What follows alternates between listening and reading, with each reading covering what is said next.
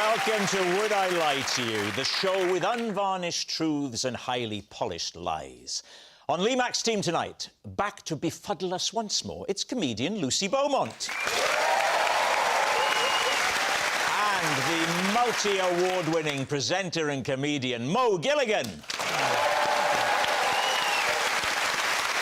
And on David Mitchell's team tonight, she's the wheelchair racer turned Blue Peter presenter, Abby Cook. And a comedian who needs no introduction. It's the one and only Frankie Boyle. We begin with round one, Home Truths, where our panellists read out a statement from the card in front of them. Now, to make things harder, they've never seen the card before. They have no idea what they'll be faced with. It's up to the opposing team to sort the fact from the fiction. And Lucy is first up. I once had to urgently edit my Wikipedia page to back up a lie I'd just told. David's team. Oh. Are you willing to tell us what the lie was now? Yeah. Go on. Shall I just go back a bit to the beginning of it all? No. I wouldn't start with your birth, if that's what you mean. No, I just meant... That would be a pretty arrogant way of referring to the beginning of it all. No, Lanzarote is the beginning of this story. OK, Lanzarote. Have you been? I have not, no. Have you been to Lanzarote? No, and I don't intend to. But the lie... You want to know what the lie was, don't you? Yes. The lie was... that I'm diabetic. I was coming back on the plane, and do you know them little snack boxes they do? Have you been in standard class? So I wanted a snack box because I was hungry, because it's 4.5 hours, the flight. But my card wouldn't work, you know, in the machine thing. But I could ring. I had Wi-Fi. Oh, you could telephone? Yeah. From a plane? Yeah. So basically, I thought I can't carry on for 4.5 hours on this plane without some... What are you going to say with this story? I said I'm really hungry, but they wouldn't give me anything because I Because of capitalism. couldn't pay. So I said I'm diabetic. Oh, right. And then I think the cabin crew were Googling me. Because you've said, I'm diabetic. Have they given you food as a result of that? So they have now given me a snack box, and everyone near me has given me, like, sweets and... So I ring my friend Jackie, but her real name is Sarah. Why do you call her Jackie? I don't know, it's just always been a nickname. And I said... Quick, update my Wikipedia. But the people around you who've just given you sweets, surely they'd be able to hear this call. I said it really quietly. And you said, update it to say... I am diabetic. Right. And you couldn't have texted her this? It's not quick enough, though, is it, sometimes? But it does have the advantage that it's not audible by somebody who's just given you a boiled sweet. And also, with the best will in the world, you don't seem like your forte would be saying this thing really quickly on the phone.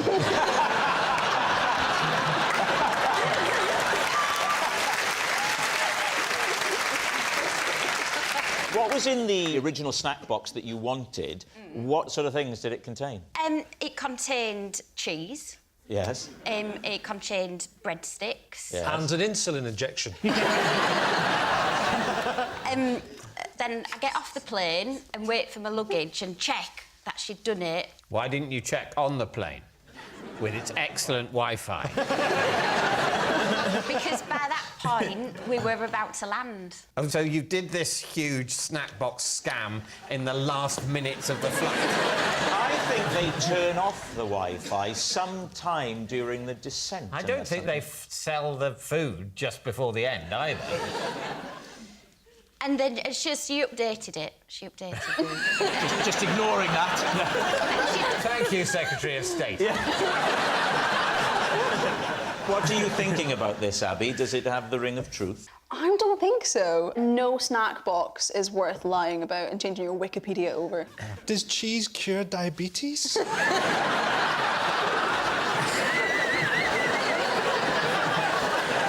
There's the trailer. So you're saying lie? Yeah, I think lie. Lie. All right, then. They think you were sitting there lying. Was it a lie, Lucy, or were you telling the truth? It is true.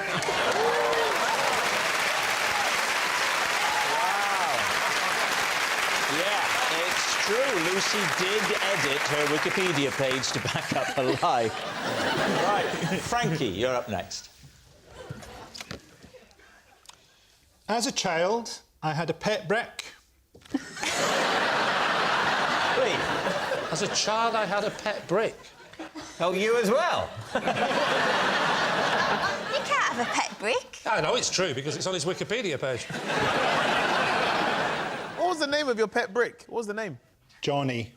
Johnny. But you're from Glasgow, aren't you? Yep. It's sandstone in Glasgow. I think they've got plenty of bricks in Glasgow. Yeah. Did you get it from your own house? No, my dad gave it to me. That must have been a rather bare Christmas. Why did he give you a brick? He gave me a whole load of different stuff to build a wee wall. I kept the brick. He gave you a build-your-own-wall kit. And how old were you when this was happening? I was about 7. So you took one of these bricks away and tell us how you came to adopt it as a pet. I had it as a pet on a string for a bit. What? And it was like a dog. We couldn't Where on get a earth dog. would you take a brick? Well, just round about our bit. Oh, dear. I hope you didn't throw a ball into the river for him. When you had it on a lead, you mean outside or around the house? Well, on a string. What, in the street? Yeah. No. What? I'm a 7-year-old kid. It was charming. But did it look That's like... an important thing to remember. You're Yeah. talking about as if he's doing it now. He was 7. Did you decorate it? Did you make it look like an animal or a human? He had a lot of human qualities. And the most obvious being? Like, we would talk. Well, you say we. Was he more of a listener? So you had it attached to a string. How do you do that? You tie a knot. Sometimes we would play a game with it where you could swing it round and people had to jump so it didn't hit them in the legs. So it must have been fairly secure. It's like Did it ever- extreme skipping. Yes. That, isn't it? Did it ever break anyone's ankles or anything? No, I'd hit a few knees. Oh, was it not put down? What are you thinking, Lucy, specifically about what Frankie has said? Yeah, not everything. My instinct is not to believe it, but Right. it's very unusual, isn't it? What do you think, Mo? I think it might be true. Have you got any brothers or sisters? Yeah. Are you the youngest or the oldest? No, I was in the middle. Ah, Yeah. he definitely had a pet brick. The middle one. That says it all. He had a pet brick. All Like, right, the middle let's- children are crazy, man. Let's make a decision. Lucy, What are they? have you just spotted them? What bird are they? I don't know, a pair of tits? Don't know. What do you think? I'm going to say crane or heron. I think it's false. You think it's False. not? You think it's false? You think it's true? I think it's true. And I Don't go with me, though. I wasn't going to. I'll go with Mo because he's more certain. You can say it's true. Right, Frankie, a 7-year-old Frankie Boyle with a brick for a pet. Truth or lie? That is a lie. Yes, it was a lie. Frankie didn't have a pet brick. Abby, your turn. Perfect. Age 11, I got my first ever detention for secretly watching Would I Lie to You on my phone in class. Well, that makes me feel old. Can we ask how old you are now? I'm 20. So 9 years ago. Well, this programme was on 9 years ago. Yes. I can confirm that. So, It's a family-friendly show. family-friendly show. What lesson were you in? I was in RE. How many times had you done this? I'd done it like quite a few times before. Watching so us or just watching telly generally? mainly Would I Lie to You? Here's a question then. Who was on? OK, David was on. A good start. You were on as well. Yeah, that's I'm in Yeah, this. and Rob. Yeah, so. Rob was on, yeah. Yeah. Anyone else? I think it was one of the episodes with Bob Mortimer. Oh, you're playing safe. Oh, aren't that's, you? that's a very easy Yeah. choice, isn't it? So, you know when you was watching this, was you streaming it or did you buy the box set? I was just streaming it. You don't have that much data. How much data did you have? You can 9 years ago. You used to get 1 gigabyte 9 years ago. I downloaded 300 it. megabytes per episode. Is it? That's very specific knowledge. Yeah, man. I used to work at the Apple store. I see.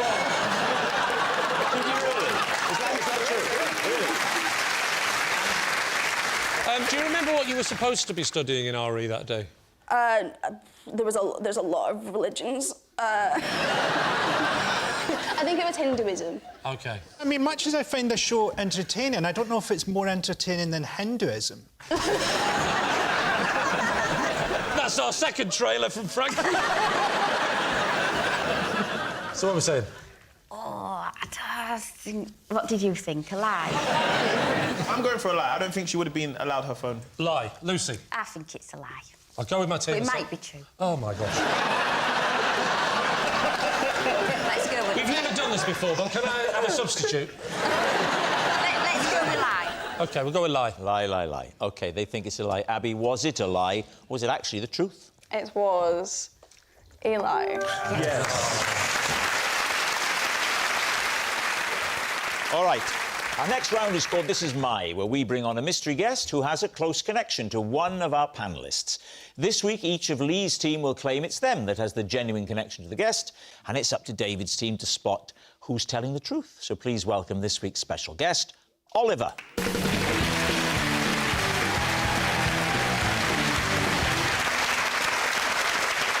So, Mo, what is Oliver to you? This is Oliver, and he spent 36 hours in a queue for me just to get me some trainers. Lucy, how do you know Oliver? This is Oliver. I bitterly regret booking him for a friend's 40th birthday. Right. Finally, Lee, what's your relationship with Oliver? This is Oliver. He is the electrician that I had to disguise as my granddad to save him from a fight. So there we have it. David, where would you like to begin? So, Mo, Yeah. Oliver did what? He spent 36 hours doing what? Queuing for me to get some trainers. And what were the trainers? The trainers were Nike Yeezy 2s. They're very, very exclusive. And why did he agree to do that? Was he getting a pair himself? Well, he couldn't get a pair. I could get a pair, but on the condition that if he queues for me, I'll give him 10% of what I sell, because I used to sell trainers. But in this instance, you're buying trainers. Well, I buy them to then flip and sell. So I'm big into sneakers, that's my thing. Right. I actually know him as Ollie. There's a lovely detail. We actually call him Man Like Ollie, that's how we refer to him. Because You call him what? Man Like Ollie, so... We call him electrician like Ollie. Why do you call him Man Like Ollie? Because he's just a cool guy. See, like we say, Man Like Ollie. And he's like, yeah, Ollie on a jolly. Like, Ollie's... What would you call me, Mo? Rob.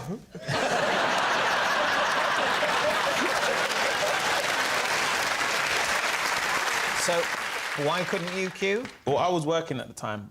And how many pairs did he buy? I could only get one per pair. One per pair. One per person. One pair per person. One pair I per assume person. it's one pair per One person. pair per Otherwise, you've got a person. lot of people hopping out of the shop.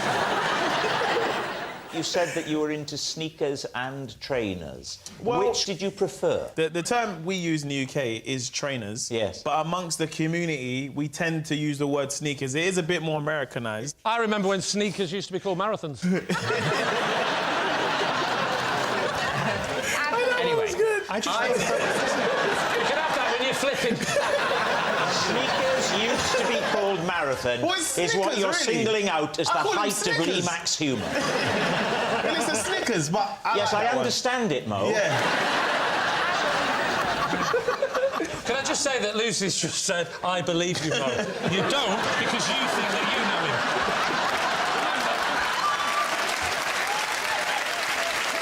If you believe point you reading anything out, is there? So why were you only allowed them and he wasn't? Well, I had a higher place in the queue, but I couldn't stay because I was on probation for my new job. Oh, so you started Yeah, I started queuing. You got, and he came, as it were, relieved He was you. never going to get a pair. How long before the shops open? For this release, I think the shop would open at 12 in the afternoon. So people would be getting there like 1, 2 a.m. You might sleep in your car. How can you Then sleep in your car if you're in a queue? You have to put the car in the queue. Because you'd be stopping and starting that engine every... Handbrake on, mirror...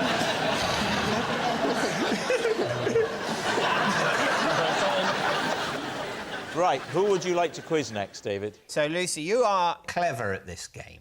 Yes. So the fact that you said to Mo, I believe you, wouldn't have quite the resonance coming from you that it might from somewhere else. But you can say now, if it's true that it's Mo and that yours is not. Remind us of your relationship with Oliver. I will. I'll remind you. You're sticking with it. For the game, yeah. Okay, fine. This is Oliver, and I bitterly regret booking him for my friend's 40th birthday party. Right, OK. So my friend was 40. We went out round Leeds, nightclubbing. Yeah. And we were staying in a hotel the night before, and I thought, what a lovely idea to book, well, a butler in the buff. You've decided to book a male stripper for the night before the clubbing night or the night... Sorry, no. I mean, we went to the hotel before we went on the night out. Oh, right, you checked in? Yeah, checked in. I got there first and Yeah. decorated the room all nice for my friend. Yeah. And then got the text that Oliver was downstairs. Yeah. Went and met him and was mortified by how young he was. And how old was Oliver at the time? Yeah, early 20s. Are your friends, the other party goers, waiting in the room upstairs? No. I took him back to the room. Yeah. And got a text message that their train had been delayed. So you meet Oliver. Oh, my God, he's young enough to be the birthday girl's child. Yeah. And go up to the room with Oliver, and then what conversation ensues? And more importantly, at this point, how is he dressed? He said he was diabetic.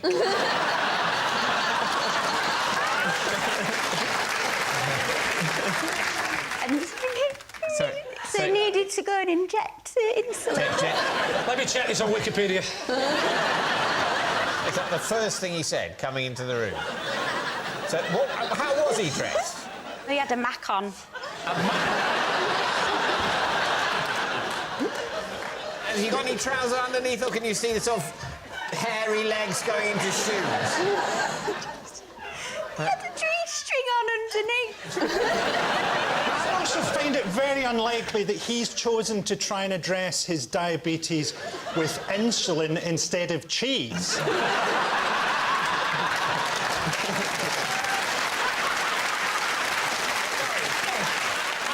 So what happened next, Lucy? I said, shall we watch some telly till they get here?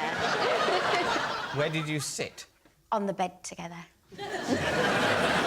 And I said, what's your favourite programme on TV? And he said, 8 out of 10 Cats Does Countdown. And he said, my favourite comedian's John Richardson. This is, of course, Lucy's husband. Yeah. So we FaceTimed John. So by this time, my friends was on the way, and I said, go and hide in the toilet. Because? Because I just needed to think about what I was going to do next. They came to the door, Yeah. and I said, I've made a terrible mistake. There's a young boy in the toilet. And he's diabetic. Then they said, what do you mean? And I said, come in. And I introduced Oliver to them. And then we sat with him and we gave him careers advice.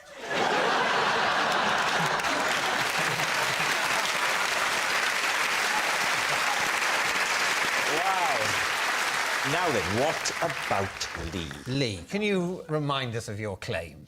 Yes, this is Oliver, and he's the electrician I had to disguise as my granddad to save him from a fight. Right, so he's upstairs working on my bathroom, not a euphemism, and he was looking out the window, he's packing up, ready to go, and he noticed that I had another person coming to work downstairs. Not a euphemism. Not a euphemism. He was there to sand the floorboards, which actually is a euphemism. And he said to me, that man, I had an affair with his girlfriend, and if he sees me, he's going to beat me up in your house. So it's either window or grandad disguise. When you say grandad disguise, what do you mean? I got him a flat cap. What else did you give him? I made him sit in that room for 47 years. Scarf? I put the scarf round him so it was sort of over his face like that. Do that, and luckily... Glasses? I did have glasses. I had some round glasses. They were see-through glasses because they were just my... Oh, see-through glasses. Right. Yeah. Oh, you know what I mean. They were prescription-free. I see, yes. Yeah. Did you have a good relationship with your granddad? What? Yeah, no, I did have a nice relationship with my granddad. Yeah, lovely man. Yeah, what about you? Oh, you never met him, did you? Yeah. So you get him in the disguise, then what happens? Well, then I said, I think you're ready to come out and try and cross paths with Psycho Steve. What sort of voice, what sort of accent did he have? Oh, it's all right, ain't it, mate? You know what I mean? Really? Oh, right. So how would you chat with him when he'd come and sand your floorboards? Oh, you know, I'd start doing my usual of getting more northern. All right, mate, stick the kettle on. I will, mate, or you want it. I bet they'll have builders too, won't they? All right, like you, mate. You're all working class like me. Why didn't you just make him a cup of tea rather than dress this guy up as your granddad? Because if I'm making him a cup of tea, he's not coming with me. No, come on, I'll make you a cup of tea. Well, if he's going to come on, he might as well make it himself. Come on, then, do you want a cup of tea? Well, if you're going in here, yeah, no, you come and help me make it. All you've got to do is stick a tea bag in a cup, mate. I know, but I need help with my little limbs getting bag in cup. Come down to the kitchen and I'll make you a cup of tea. Come down to the kitchen. He's on the ground floor. Come down to the Abbey, mate. Where's the kitchen in your hallway? It's another room. It's open plan. I've been to your house when I was making that delivery. You mean when my wife had the baby? Yes. It's not that open plan. Oh, it wasn't the house we're currently in. Well, I went to your previous house and it wasn't that open plan. Wasn't that one either. Well, I once went to the house you were in before that. Yeah, I don't think it wasn't that one either. That open plan. You know that house before that one that you hadn't been to? Yeah. That one. Oh, right. So the house you lived in sort of 15 years ago... Yeah. How old was Ollie then when he was helping with the electrics? 20. Because, despite what Liar Lucy says, he's actually 35. All right, we need an answer. So David's team is Oliver Mo's footwear friend, Lucy's party pal, or Lee's pretend pensioner? I don't want it to be Lucy's because it's absolutely harrowing. But I sort of feel it's the most likely. What's your friend's name? It's Jackie, but her real name's Sarah. It was her.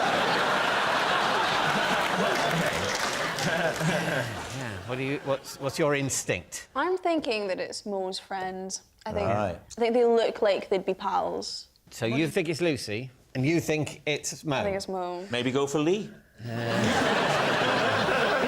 I think my instinct... Yeah.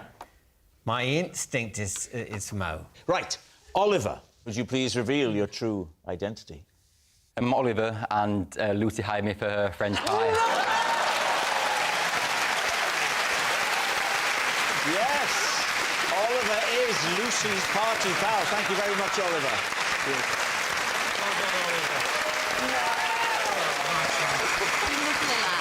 Which brings us to our final round, quickfire lies, and we start with... It's David. Last Saturday, I had my first ever bag of pickled onion Monster Munch. By Sunday evening, I'd eaten my 9th packet. Right, Lee's team. So Saturday morning, Yes. where were you when you had your first packet of Monster Munch? I was watching the coronation on television. What made you go for Monster Munch? You look like, a kettle chip kind of guy. Well, and that's how I would previously have described myself. But now his teeth can't hack it. Yes, it turns delightfully to gunge with just a small amount of sucking. That's his profile on Match.com. I was watching with a few friends, watching the coronation. There was, like, sort of picnicky, snacky food, among which were a multi-pack of Monster Munch. And who provided them? A friend of mine had brought it round to watch the coronation with us, a sort of contribution. The contribution was 6 packets of Monster Munch. That's a bold gift. You haven't used your wonderful gift with language to talk us through that moment that David Mitchell first put a Monster Munch into his unsure yet curious mouth. Well, obviously, there's the smell of its approach, isn't there?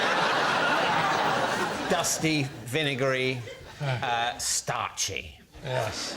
And Are we still talking about the coronation?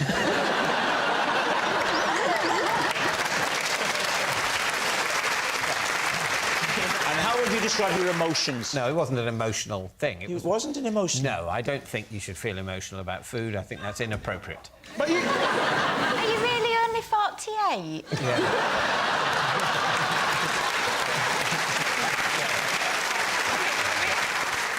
And what was Victoria? Well, she must have been thinking, hang on a minute, this isn't the man I married. No, he's... Goody. What colour's the packet? What colour's the packet? Yeah, Very good question. What colour's the packet? A mixture of colours. Sort of... I mean, it's... I don't think you can bring it down to one colour.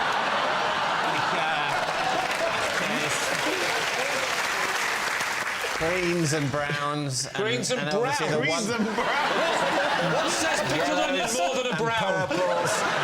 There's a little bit of red there. Had Monster Munch on the way here. What colour's the packet? It's purple. I think of it as purple. I said purple. You did it! All right, let's make a decision, Lee. So, are we saying it's truth or a lie? This is a lie. This is the man who likes sea salt and basil. Those kind of...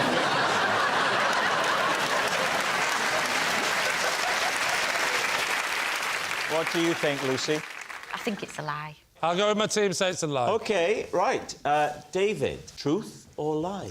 It is a lie.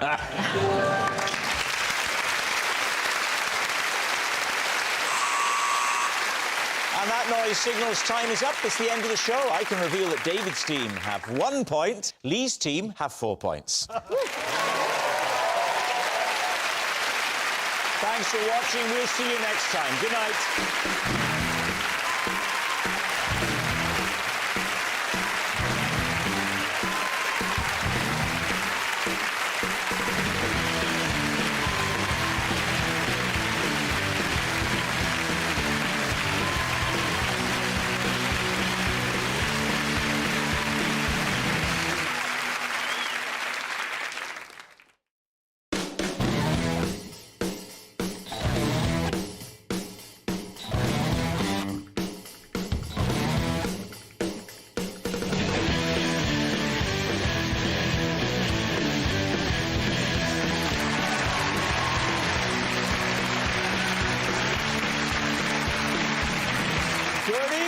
Welcome to Would I Lie to You, the show with barefaced lies and well-masked truths. On David Mitchell's team tonight, a writer and broadcaster who is as linguistically gifted as what I is. It's Gyles Brandreth. And a comedian who once appeared in an advert for Quick Fit. That must have been both tiring and exhausting. It's Lou Sanders. And on Lee Mack's team tonight, a comedian whose first show was called Sarah Millican's Not Nice. So we already know she's very good at lying. It's the lovely Sarah Millican. And a YouTuber who's known for his unboxing videos. And for any older viewers who've never seen unboxing videos, It's like a sequel to QVC. It's Young Philly. We begin with round one, Home Truths, where our panellists read out a statement from the card in front of them. To make things harder, they've never seen the card before. They have no idea what they'll be faced with. It's up to the opposing team to sort the fact from the fiction. Gyles is first up tonight. I once did something truly dreadful in Canterbury Cathedral. Oh, dear. What was it that you did? I dropped something very precious. A baby. Oh, was... I dropped a very precious violin. How precious? It was a Stradivarius violin. It was the oldest Stradivarius violin then being used in the world, and it belonged to Yehudi Menuhin. Right, first question. Why were you holding Yehudi Menuhin Stradivarius? Because it was the 800th anniversary of the murder of Thomas à Becket. Right. The Archbishop of Canterbury was there, I was there, Yehudi Menuhin was there to play his Stradivarius violin. Can I just... there might be some people, Gyles, who are unaware, Lee, of who Yehudi Menuhin is. Could you, or was, could you explain who Actually, he was? don't worry, Gyles. Why don't you explain it, Rob? Don't worry. OK, I will.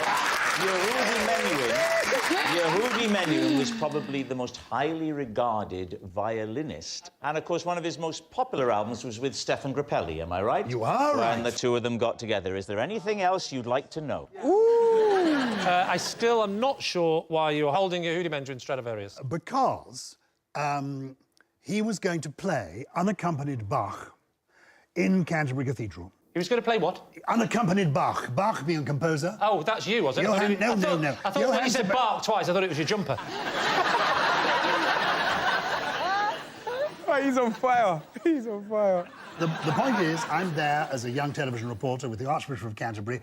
Yehudi Menuhin arrives, and he gets out of his car, and he's got attached to his wrist by a padlock a violin case. He undoes the violin case, and he produces this Stradivarius violin. I said to him, Mr. Menuhin, may I hold your violin? You asked him? I asked him, and he handed me the violin. Now, he wouldn't do that. Do you know at this point the value of that violin? It would be hundreds of thousands, if not millions. And then what happened is I said, would you like to hold it, Archbishop? And I turned, and in my excitement, I turned somewhat swiftly, and the violin slipped my grasp, at which point I went forward to try and catch it, and instead of catching it, I managed to tip it at the edge, and it began to spin, like Wayne Rooney in his prime. It began... Strange analogy, but I'll let it go. It spun, and we were standing at the top of the steps leading down to the crypt of Canterbury Cathedral, and the violin bounced down, going boing, boing, boing, boing, and it landed on the very spot where 800 years before Thomas à Becket had been murdered. No, it didn't. No. I agree. That's quite a coincidence. How do you know that's where he was murdered? Were the chalk lines still? No. The chalk lines. That's a good one. I love it when we've got one of the kids on there. Appreciate me. What condition exactly was it in when it landed? Well, all the strings were broken. The bridge had come off. Yeah. It looked a sorry state. It was clearly a broken violin. So what happened then? So Yehudi was a vegetarian and a Buddhist, and this is when a lifetime of macrobiotic dieting kicked in, because he stood there really... And pooed himself.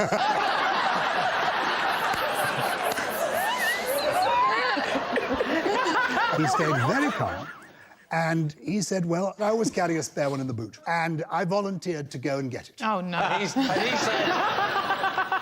No, you can't. Are you sure he said those words? Well, exactly. All right, well, look, Philly, could that be true? I don't know. I mean, the fact that it was the world's rarest violin and no one's, giving you a big reaction. Do you know what I mean? So for that, I'm going to have to say he's lying. You think he's lying? Yeah. Sarah?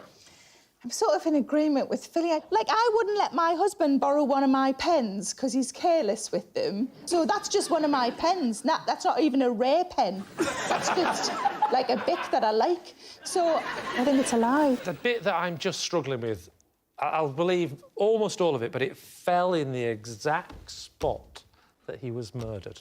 So I'll have to say it's a lie. You're going to say it's a lie. Gyles, it's a fantastic tale. Was it a lie or was it the truth? It was true. It's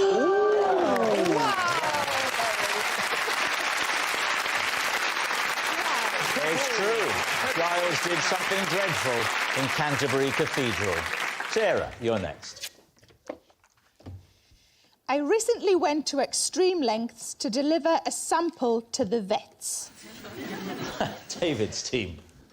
A sample of what? A sample of poo. Your own or an animal's?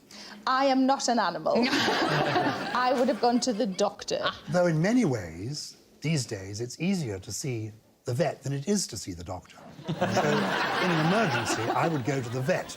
And also, in my experience, vets tend to like their patients, which doctors don't always. Good tip. I know for next time. So, what animal? My dog. Oh, why do you have to send The dog wasn't poo? very well. Why didn't you take the dog to the vet? Did you phone the vet? Why did the vet ask for a sample? Well, first of all, pick a question, because you've asked 3 there. Why did you take a sample and not the dog? Because they needed to send the poo away for testing, and that's easier if it is outside of the dog. But what were the extreme measures that you had to take? So because it was during lockdown, we couldn't go in for an appointment. So we had to sort of drop off the sample. Right. So they suggested I use a Tupperware from home. Oh, that's quite a large item to fill. It was 3 days I needed to collect. Oh. Oh, Yeah. right. So where are you storing it in the meantime? In the fridge. Oh. You know how hard it is to find one that has a lid that matches perfectly? Yes. So the only one that we had writing on from a previous occupant of the tub, and it said, chicken casserole for Sarah. Oh! Because it was lockdown and we didn't want to go when there were people around, instead we took it through the night, and we didn't realise that there would be a big fence and a locked gate. So we had to throw it over a fence. Unfortunately, it landed in the next door's garden and her name was Sarah. Now, this led to an unfortunate mix-up. Well, what are you thinking? You think it's preposterous, I can tell. Totally preposterous, from start to finish. And I love this person. I'm sorry to think that she's... Sorry to think that she could behave like this. Yeah. So I know she didn't. OK. So I know she didn't. Lou? I don't like to look at lovely Sarah Millican in the face and say liar, but I'm going to. I think once somebody claims to store poo in the fridge, you can say anything to them. Yeah, that's true. Yeah. OK, I think we think it's a lie. We think it's a bit too far-fetched. You're unanimous on that. So, Sarah, was it true or was it a lie? It is true. Oh!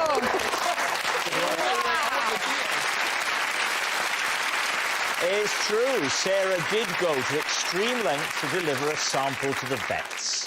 Lou, you're next. Aha. I failed my first driving test when I took a phone call during the three-point turn. These two. When was this? About 4 years ago. Have you subsequently passed? Yeah. Second time you passed? Was that your first one, the one? Third time? 4? Blimey, how many phone calls did you take? 5th time. You passed on your 5th time? Yeah. So you've done your three-point turn. Mm-hmm. And where is the phone? Top pock. Did you stop the three-point turn or did you carry on? Well, so it carried on for a second and then I realised what I was doing and then I looked at him and then I put the phone back in the top pock. Who was it that called? Well, a guy I was seeing. To be honest, there were a plethora of mistakes before that. What like? Just sort of not really looking where I was going, asking if I could have the music on. Sorry, whoa. Was it your driving instructor that rang you to try to get your attention? Like your driving examiner? Did they ring you to just make you look at the road? So you carried on with the rest of the test? Yeah, but sort of half-heartedly. And then when you got back to the test centre, what were his words? Well, I think you know why you failed. But you said you put music on as well. No, I asked if I could put music on. Oh, you asked him? Yeah, and he said no, because he was a square. Wow. I think you just did an oblong. Yeah, yeah. Actually, I did also once get pulled off for shaking a cake tin out the window on the motorway. So I'm not very good at... Why do you shake a cake tin out? Because... Have you not got a wet finger?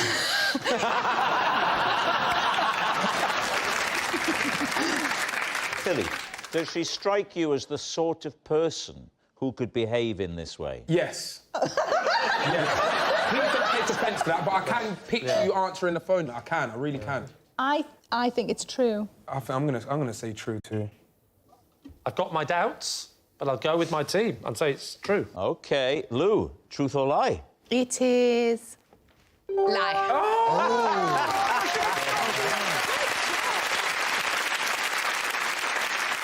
It's a lie. Lou didn't take a phone call during her driving test. Philly, you're next. OK, I was once substituted midway through a school football match because I'd fallen asleep in goal. How did this come about? Do you like football? I love football. I played soccer aid with Philly last year. And I scored. He scored. I was going to get to that. Scored. Well, obviously, I'm familiar with that. That's very much the aim of the footballer. To score. Was that why you fell asleep? Because you thought, I don't care about this, I'm never going to score. No, when I was... I have to stand here. No, when I was younger, I used to love playing PlayStation a lot. Yeah. And at the time, it was like Modern Warfare 2 that come out, and I was on it 24/7. So I remember the night before, I went to bed at like 3 a.m. I've never felt so old. Someone saying, when I was young, I played Modern Warfare on PlayStation. Yeah. See, I just don't understand what those words put together mean. So, I'm just wondering if I'm showing any other signs of a stroke. What age were you at this time? 14, 15. And was goal your normal position? No, I was actually a winger, but the keeper was sick. So I was like the fastest in the team, so I just thought... Doesn't that mean good? No, sick as like stick sick.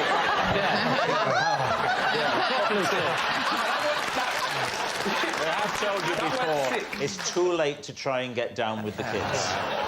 If you were very fast on the wing, normally... Yeah. Why were they putting you in goal? Because I was the captain. You chose yourself to put yourself in goal? Yeah. As the captain, you've got to lead by example, innit? So you get into the goal, and what happens then? I actually fell... It wasn't like a deep sleep, but I fell asleep standing up, just like that. Oh! Yeah. So you were standing against the goalposts? Were you supporting No, yourself? just in the middle. In the middle? In the middle. My teacher/coach, Mr. Langham, just shouted on the sideline, Philly! And then... All right. And then you And then, throughout the game, he told the two centre-halves, big up Craig and Tashan... Big up Craig? Yeah, Craig is my boy, so it's like, big up's just like, hi, Craig. It's just like slang for saying hi, Craig. Oh, forget it. Who are you playing against? Our biggest rival, Sergio. And did they score any goals against you? Did you let anything through? They did. I can't remember how many, but... You wouldn't, you were asleep. You were asleep at the time, yeah. Take us back to the substitution, right? So the guy goes off, is that right? And you take over? No, from the start, I'm in goal. Ain't no one listening to what I'm saying. The regular goalie is ill. Yeah. So you... remember sick? Oh, I thought... Yeah. I thought you meant he got sick. No, Oh, sorry, he didn't even big turn up, big up. All right. So... See, that's how you do it. What do you think? Truth or lies? I think let's go true. I'll tell you why it's definitely true. If ever I've seen a natural captain, it's Philly. Yes, it's Philly. That's a very good... He's got leadership written all over him. Such a nice That's thing true. to say. Yeah. No, but It's me sat in the middle, though, isn't it? Lee, for now. OK, David Mitchell. I think the captain putting himself in goal, I believe that will go Saying true. it's true. OK, Philly. Was it true or was it a lie? It is a lie.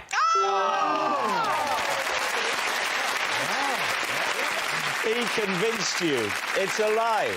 Philly didn't fall asleep in goal. Our next round is called This Is My, where we bring on a mystery guest who has a close connection to one of our panellists. This week, each of David's team will claim it's them that has the genuine connection to the guest. It's up to Lee's team to spot who's telling the truth. So please welcome this week's special celebrity guest, Cheryl Baker.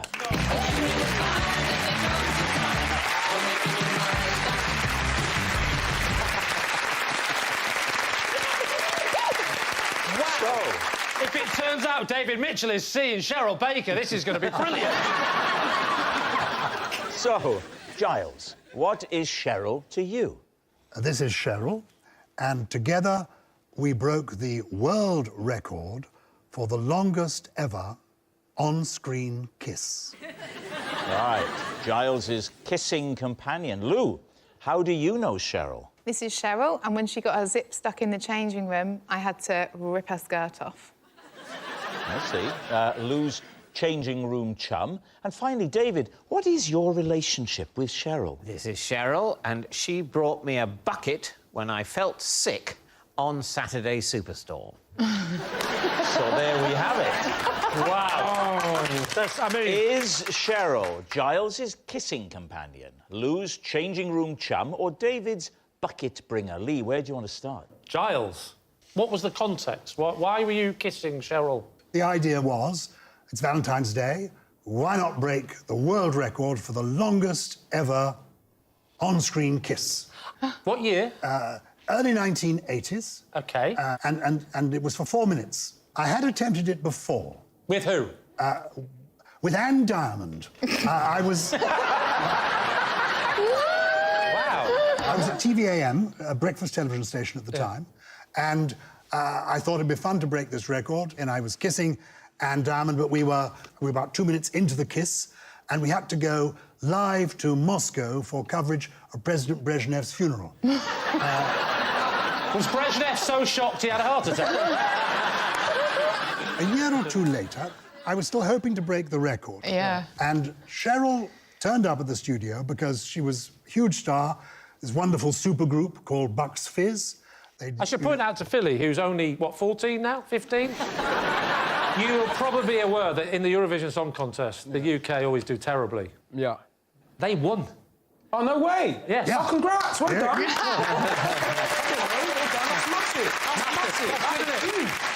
They were young, they were beautiful, they were brilliant. Don't say were, she stood right next to you. So, was it a permanent peck rather than a snog?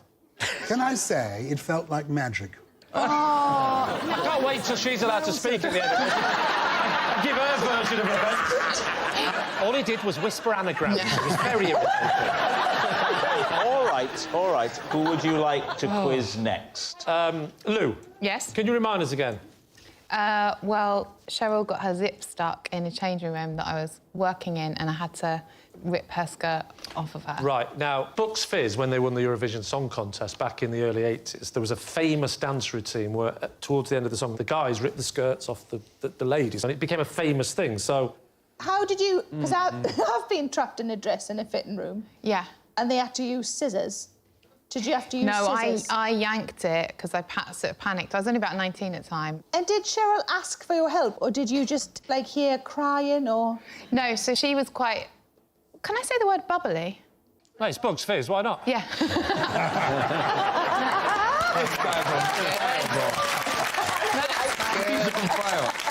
So she was in the change room, we were sort of talking, and then she was like, oh my God, like just laughing, and she was stuck. So then I had to go in and help her, but I panicked, and then I just ended up like sort of ripping the skirt, but I also made a hole in her top. I didn't tell her. So she didn't buy it? She didn't buy anything. Nothing? No. Maybe she'd have bought it if you'd given her a little bit longer to spend making her mind up.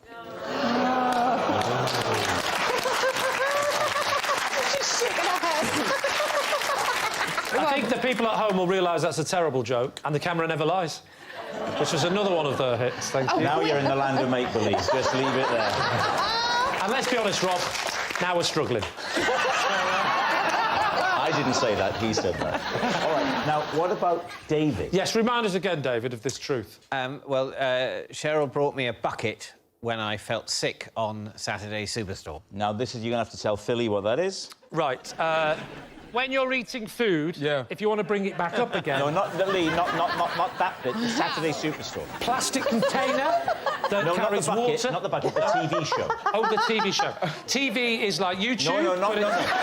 Saturday Superstore. Oh, yeah. Saturday Superstore. It was a TV show in the 80s. Yeah.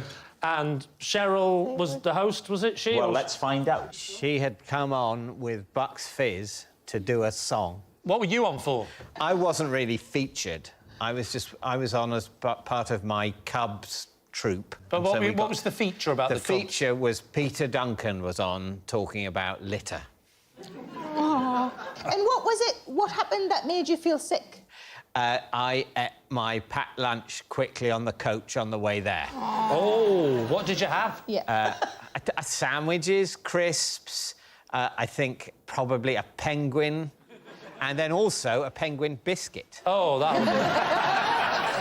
Anyway, I overate, and I was feeling a bit full, and then we were in this environment that felt alien. Yeah. How did Cheryl see you? Did you say that you felt sick, or did she spot that you looked sick, or...? I think I was saying that I was feeling sick. Wasn't Cheryl busy? Bucks fizzing? Well, no, it wasn't during their number. No, I think it was afterwards. I think it was probably during a cartoon or something. Right. And I was saying I'm feeling a bit sick. And very kindly, she was nearby, and she produced a bucket from somewhere. Where, though? I mean, that's quite... Well, I don't know. I imagine if in this studio, I imagine there will be buckets around here. I'm not sure there would be. I think there are buckets in this room. I don't think there is. There we are. Ah, there we go. Thank you very much. Wow. Classic.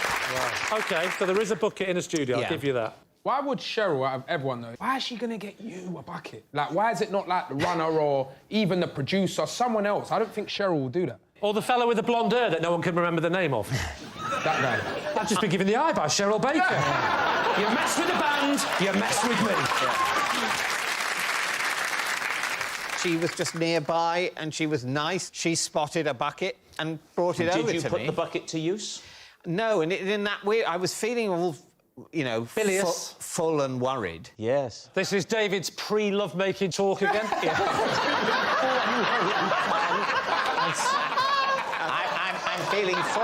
I'm feeling full and worried. Yeah, no. Surely worry is the most erotic of all the emotions. Well, we need an answer, so Lee's team, is Cheryl Gyles's kissing companion, Lou's changing room chum, or David's bucket bringer? Just going by look alone, right? Does David look like a bilious child? Does Lou look like a shop worker? Does Gyles look like a pervert? And I think we know where we're heading, don't we? They're all true.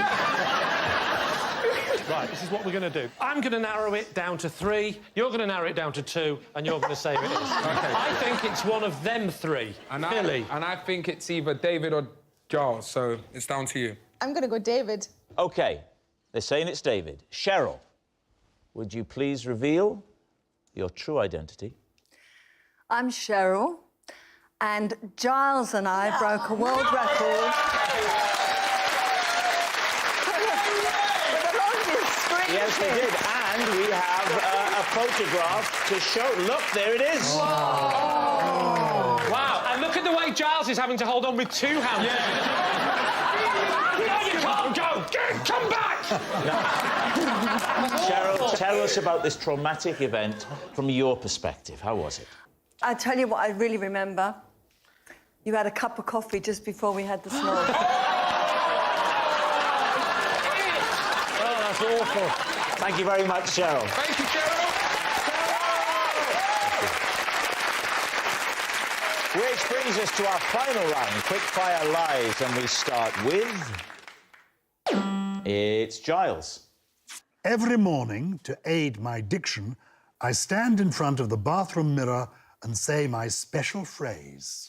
Oh, please, T. Well, I can't think of what to ask. What was the special phrase? Good one. What was the special phrase? Hip bath, lavatory, lavatory, bidet, douche.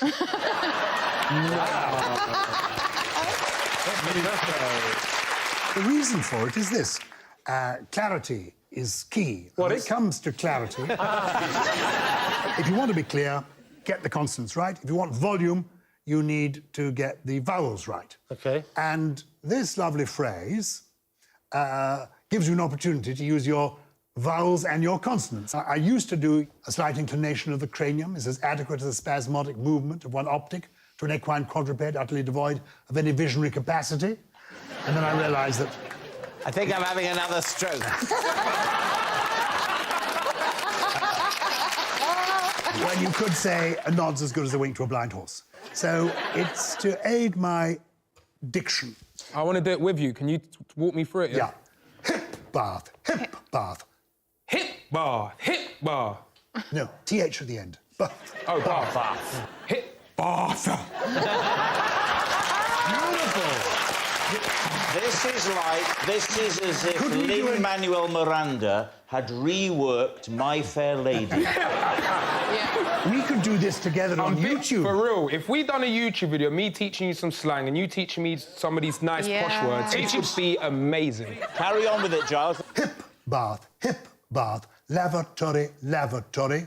Hip bath, lavatory, lavatory. Bidet, bidet. Bidet, bidet. Douche, douche.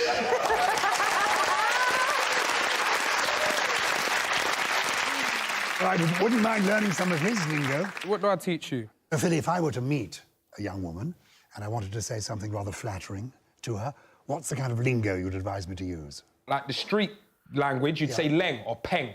Leg or peg? Leng. So L-E-N-G. So I can go, rah, she's leng. She's leng. Yeah. She's leng. What do you think, Sarah? About what?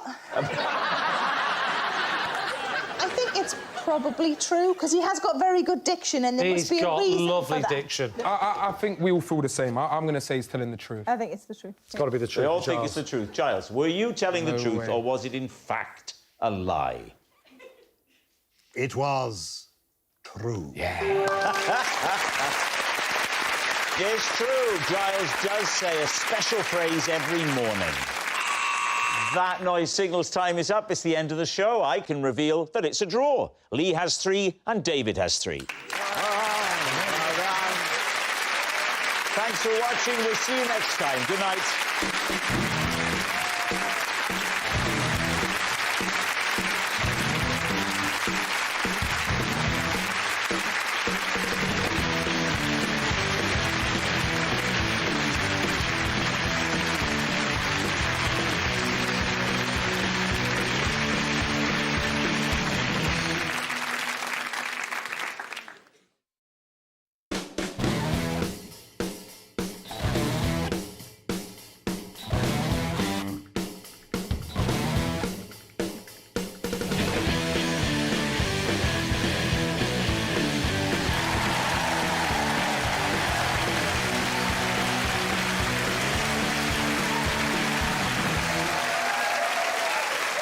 Good evening. Welcome to Would I Lie to You, the show with unvarnished truths and highly polished lies.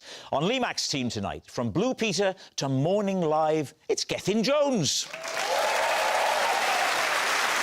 And stand-up comic and star of Britain's Got Talent, it's Nabil Abdulrashid. And with David Mitchell tonight, a star of stage and screen, the wonderful Francesca Mills. And here with more hull-raising tales, it's comedian Lucy Beaumont. We begin with round 1, Home Truths, where our panellists read out a statement from the card in front of them. To make things harder, they've never seen the card before. They've got no idea what they'll be faced with. It's up to the opposing team to sort the fact from the fiction. Lucy, you're starting us off tonight. Right. I once impressed a man in Hull with what I did with my Henry Hoover. Lee's team. Who was this man, first of all? Well... I don't mean Henry, obviously, I know who he is. What happened was I went to view a house for a friend, basically. Why? Because they wanted to move to where I was living. So and they didn't have time What's to the come over. friend's name? Peter. Is he left-handed? No, he's from Dublin. What has the left-handedness got to do with the story? It's the details. You've got to have details. Yes, but not all the details are relevant. What hand would you have held the Hoover with? Oh, when you put it like that. So you're viewing a house on behalf of someone else to buy? Yeah, and basically, when we walked in to view it, it was horrific. The guy who lived there had trashed it, basically. And who was showing you around, the estate agent? Yeah, but they were saying that none of the stains were alcohol, and I said, I think I'll be able to clean this. Oh? So, I know, and the estate agent said, I'd be really glad if you could clean it for us. So I went back to get my Henry Hoover, but I don't drive, so I just pulled it along the street. That sounds like a long walk with said Hoover. No, just Newland Avenue. Oh. Just remind me again how far Newland Avenue is from this place. I've no idea where it is. I'd say 12 minutes. What would normal people say?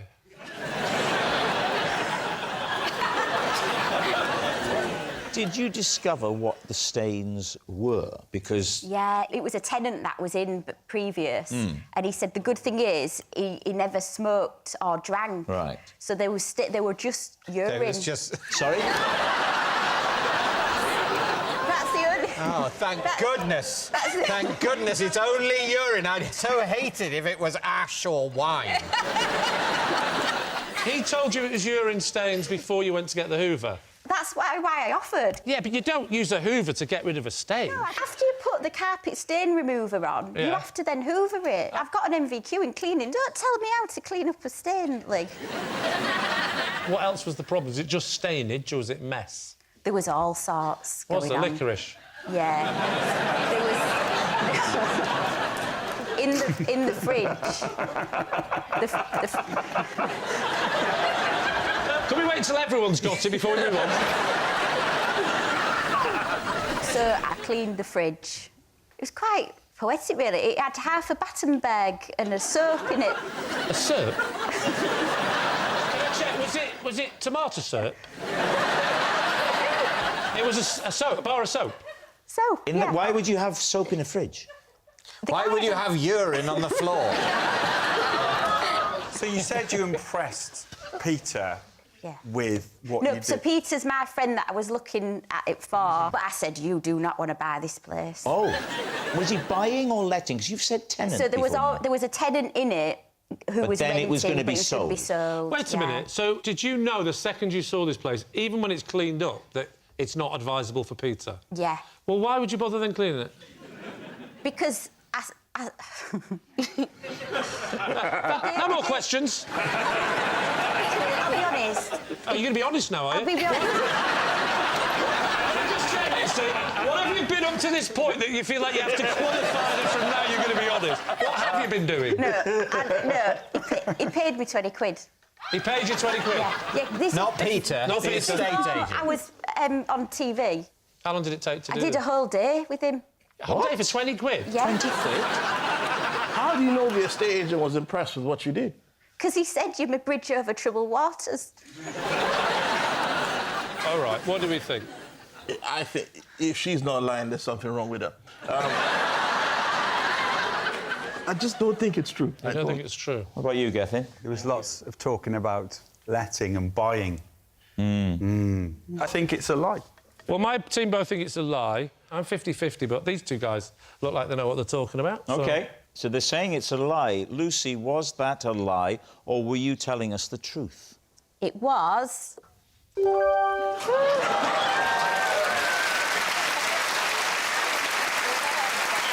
It's true. Lucy did impress a man with her vacuum cleaner. Gethin, you're up next. I once found a policeman passed out in my bedroom. Oh? David's team. When did you discover a policeman passed out in your bedroom? Probably about 10 to 15 years ago. A policeman in uniform passed out in your bedroom 10 to 15 years ago? Not in his bedroom. There's been no mention of a bakery. Please don't put words or bread in my client's mouth. So it was actually my spare bedroom. I was coming home from work. Was it meant to be just fun and games, Gethin? I'm about to put my suit away, and the bedroom is full of blood. Of what? There's blood everywhere. And I panic. I absolutely panic. I come out... A woman walks in and says, "Don't worry, I'll sort that out. I'll drag this over from me." So at this point, you've seen a load of blood, but you don't know where the blood's come from. No. Yeah. So I'm panicking. I call the police. So a policeman and a policewoman come to the house. I take them to the room, and the policeman goes into the room, and the next thing we hear is a thud. Join us on the next episode of Would I Lie to You, when Gethin Jones reveals what happened. What happens next? I venture into the room, and then I sort of see the policeman on the floor, and then I look at the window, and there's like... It's like Batman's been through the window, you know, like, comes through the window.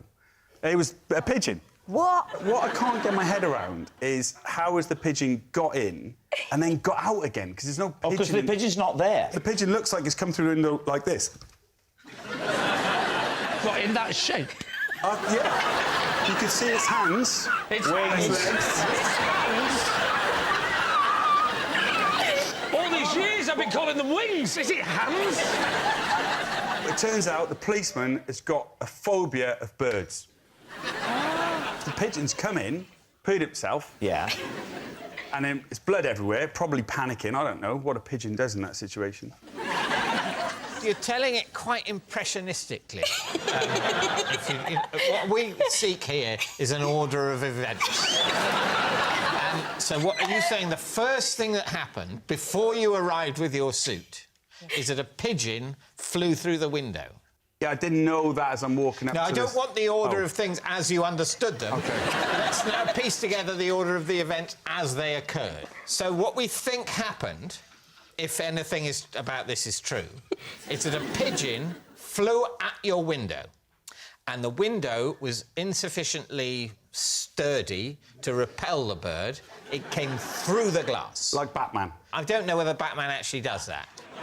Crashing through windows and then bleeding everywhere, going, ah, doing a poo and then leaving.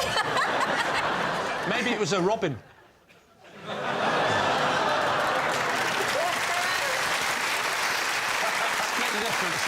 That's a classic mixture of groan and applause. Welcome to my love life.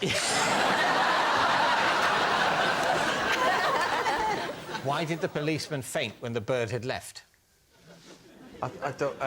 the feathers. Like, feathers everywhere. Had you said there were feathers I think so. There were feathers. This is the first mention of feathers. Mention of feathers. So this policeman has seen the feathers... Yeah. ...and thought, horror of horrors. And the blood. And he doesn't mind the blood. He's a policeman. Yeah. He can't have a phobia of blood, can he? Yeah, but it won't have helped, will it? I don't know. Maybe it will have done. Maybe he loves his job. And he just thinks, oh, great, a mystery. Who did this? But, oh, no, I'll keep it together, think of the blood. But, no, the feathers, the terror. You know, Aunt so-and-so's budgerigard, the relentless Battenberg, the soap in the fridge. Well, that's a different thing. Yeah. It's not real. So, Do you think it's not real? Yeah, oh, we'll go lie, then.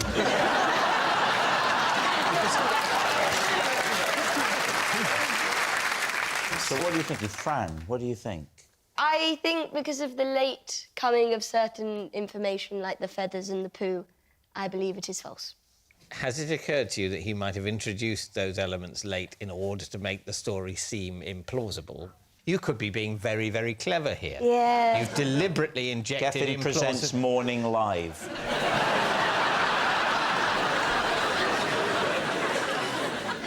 What do you think? I don't think it's... You don't think it's true? No.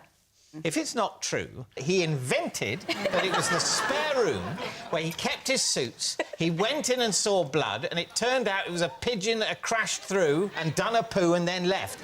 That is a Byzantine level of invention. from a card saying that a policeman was passed out in a bedroom. I'm going to go with my team. I'm going to make my own minority report later. All right, there then. we go. So we go lie. They're saying that it is a lie. Gethin, was it true or was it a lie? It is true.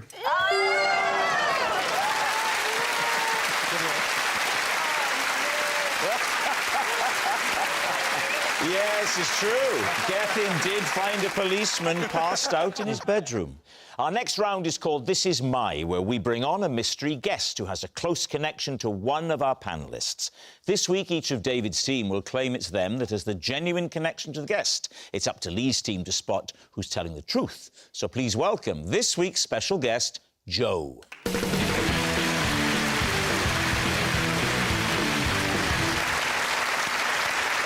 So, Francesca, what is Joe to you?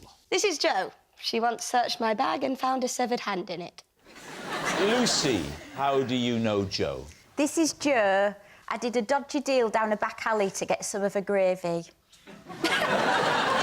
David, what is your relationship with Joe? This is Jo, and when I was her knight in shining armour, she rewarded me with a chocolate eclair. So there we have it. Fran's frightened frisker, Lucy's sauce supplier, or David's pastry provider. Lee's team, where will you start? OK, Fran, when was this? At a theatre. When was it? Like 2 years ago. So 2 years ago, you were going into a theatre? Yes. To see? Harry Potter. And Jo works at security at the theatre, does she? Yeah. What did she find in your bag again? A severed hand. What hand? Which hand?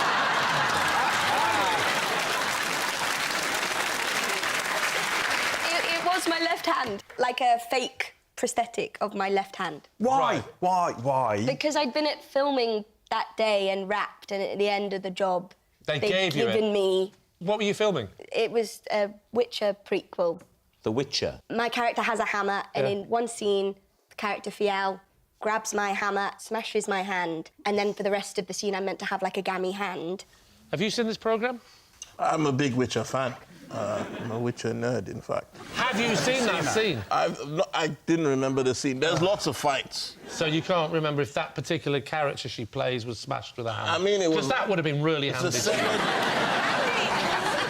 Next time you're watching anything, write it down in case we need it for this. Hey, Lee.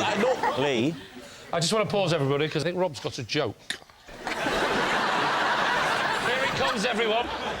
You just said that if Nabil remembered it, it would be handy. His joke.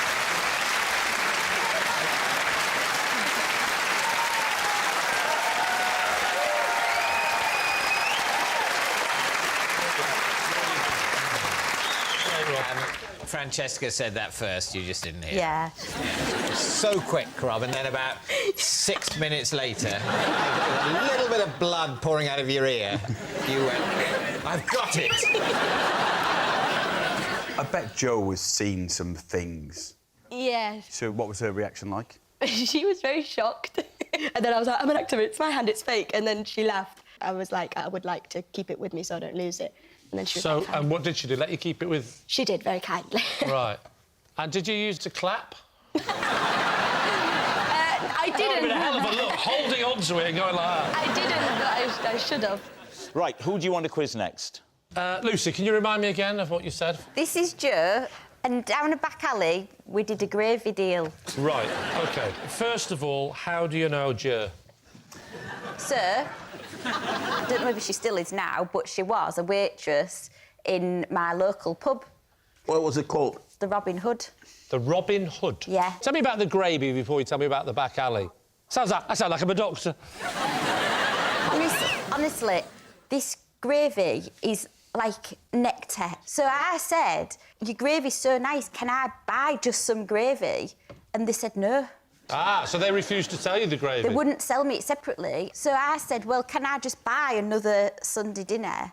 But I don't want the Sunday dinner, I just want the gravy. And yeah. they said? No. The manager of the pub said, life doesn't work like that.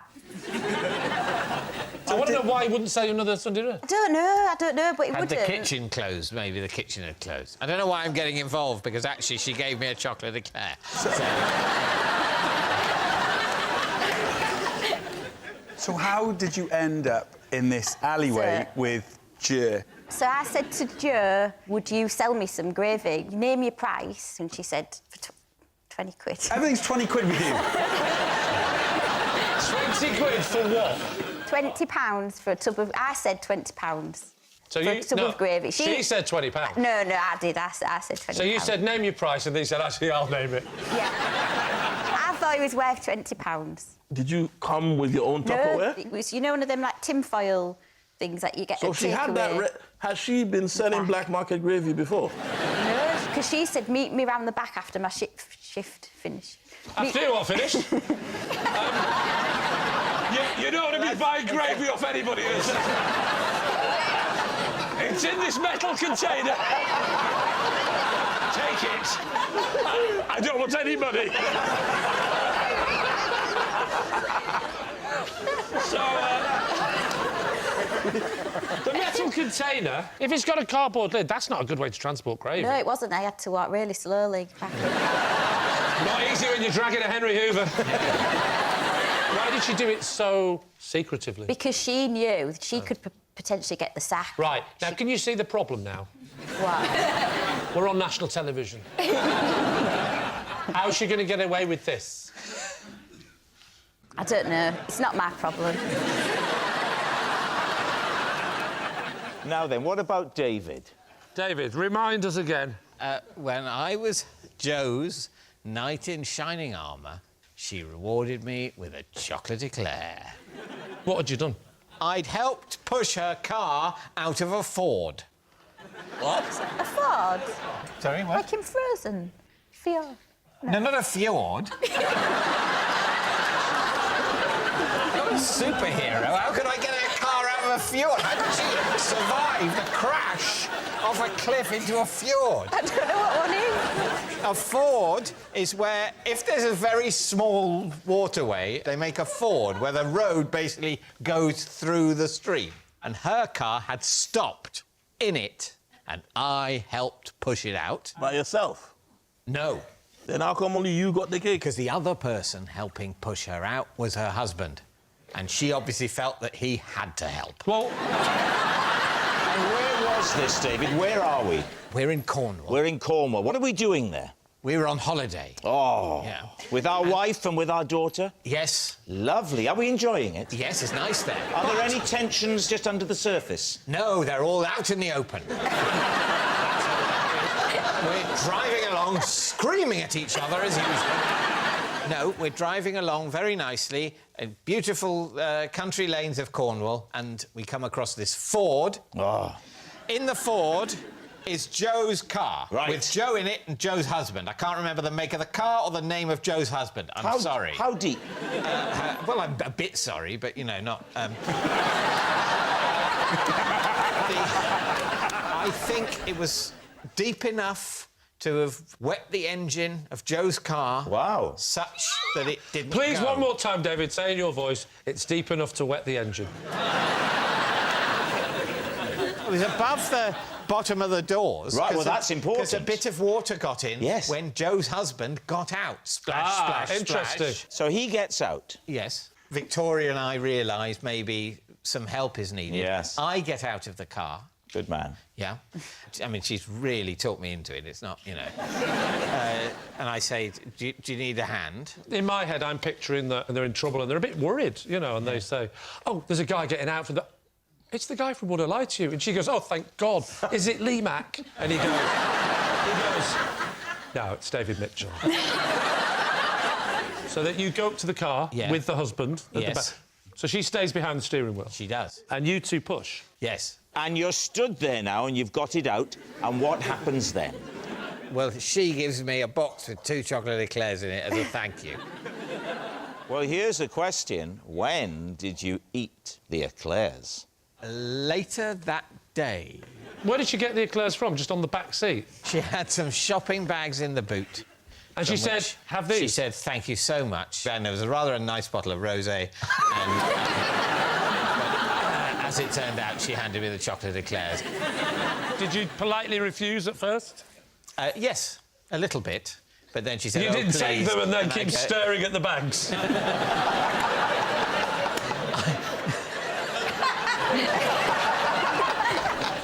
All right, look, we need an answer. Is Joe Fran's frightened frisker, Lucy's sauce supplier, or David's pastry provider? OK, well, let's go through them one by one. What do we think of Fran's story? Is her character someone that would be hit by a hammer? There's a guy that turns into something and he mashes up a bunch of people. Have you ever thought of doing continuity announcing? I like Fran's story, but I sort of believe Lucy more. We're not counting David at all. I'm sorry, no one gets a chocolate eclair and waits to eat it until the afternoon. Not a chance. That was your problem. Do you think I should have ate it literally in front of her? She hands it over and I just go...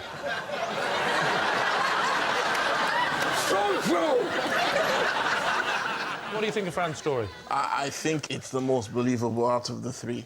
I struggle to believe anything Lucy says. OK, Lee, it's time to guess. We're going for Fran. Is that what we're saying? Yeah. OK, we think Fran. You're saying it's Fran. Joe, would you please reveal your true identity? Hi, my name's Jo, and Lucy did a dodgy deal to get some gravy.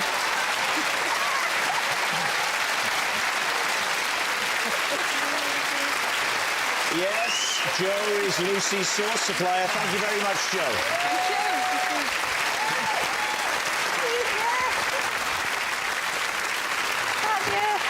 Which brings us to our final round, quick-fire lies, and we start with... It's Nabil. I once climbed into a crocodile enclosure because I wanted to get a closer look. David's team. When did you do this and where did you do this? When I was little in Nigeria. It was a crocodile-themed restaurant. Was crocodile on the menu? I think so, yeah, I can't remember. It's the restaurant's gimmick that there's a crocodile enclosure with real crocodiles, and you can watch the crocodiles as you dine. Yes. On crocodiles.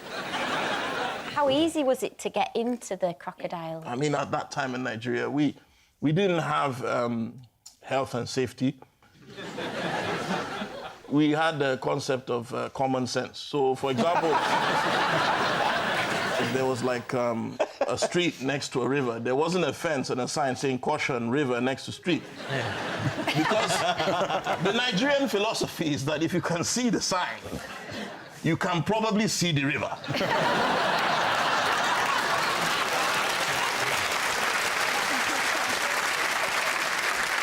I hopped over the fence because I wanted to look at them because I just thought they were cute and friendly and stuff. And I got close to one and they just like came at me. And luckily for me, I didn't know. I just found out by accident. But they're fast running in a straight line.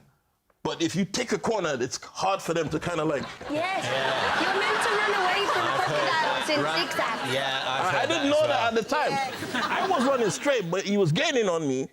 I was running, and then I just, like, took a corner and hopped the fence. And what sort of state were you in? What do you think? What, terrifying? Have you been chased by an animal before? Anybody? I've been attacked by a crocodile. Yeah, there you go. When were you attacked by a crocodile? We were in a Louisiana swamp. We were rescuing crocodiles. Will they not have been alligators? Alligators. Oh, well, I don't want to hear about it then. It's totally irrelevant. I got chased by an ostrich as well. No way. Yeah, in a police officer's house. He's quite a well-to-do police officer. OK. Because they take bribes. No. He had a lot of exotic stuff in his house, and one of the things he had was an ostrich. I got too close to one, and I was laughing at it because it was doing, I don't know whether it was a mating dance or a challenge. Like a... I kind of ended up doing the dance back. That probably wasn't a good idea. And it chased you? Yeah. Sorry, who did you say you was with? Who was looking after you? On which occasion? The policeman's house or the ostrich or the restaurant and the crocodile? Well, I mean, I'd like to know both, really. So, my parents practiced free-range parenting. Although that being said, I was more scared of my mum than I was of the crocodile. So, what are you going to say? What are you thinking, Lucy? I think it's true. I was listening to it like it was a real story. I forgot, actually, we were playing a game. Fran? I think it's true because you haven't embellished it any further. You've kept with the story. What he hasn't done is add any feathers. Well, look, he has in the sense that he's added an extra story of being chased by an ostrich. Lots of feathers, yes. I'll take it back. Maybe he jumped to that truth story because he needed a break from telling a Yes, lie. exactly, yeah. But Maybe. then why didn't he tell the show's researchers about being chased by an ostrich? That would have been equally interesting, particularly at the huge private zoo of a corrupt police officer. What are you going to say? I do You have not to make a know. decision, David. True. You're saying that it's true. Nabil, was that true or was that a lie? It's not true. It's not true. Which one is it? What? It's too late, but I sense now it's not true. I have that feeling. It's not too late. You can change if you want to. Go on then. You had a feeling then. There was a smile the way he was smiling. He was smiling like, I've got him. I don't know if it's true or a lie, but if you now get this right because he's got you want to change your mind, I'll be livid. OK, I'm going... Lie. You're saying it's a lie. I think so. Nabil, was it a lie or was it true? It's true.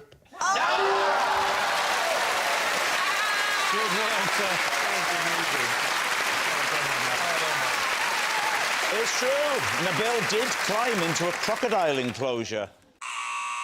Oh, that noise signals time is up. It's the end of the show. I can reveal that David's team have 2 points and Lee's team have 2. Thanks for watching. We'll see you next time. Good night.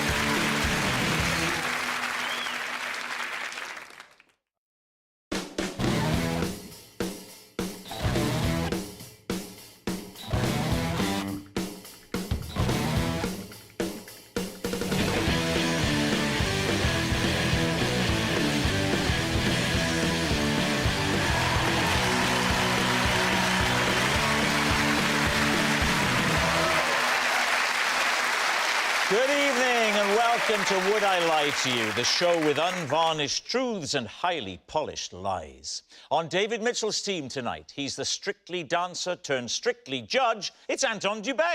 Oh, thank you. And stand-up comic and Taskmaster star Desiree Burch. And on Lee Mack's team tonight, taking a break from all those deaths in paradise, it's Ralf Little. And a comedian and one half of Meet the Richardsons, it's Lucy Beaumont.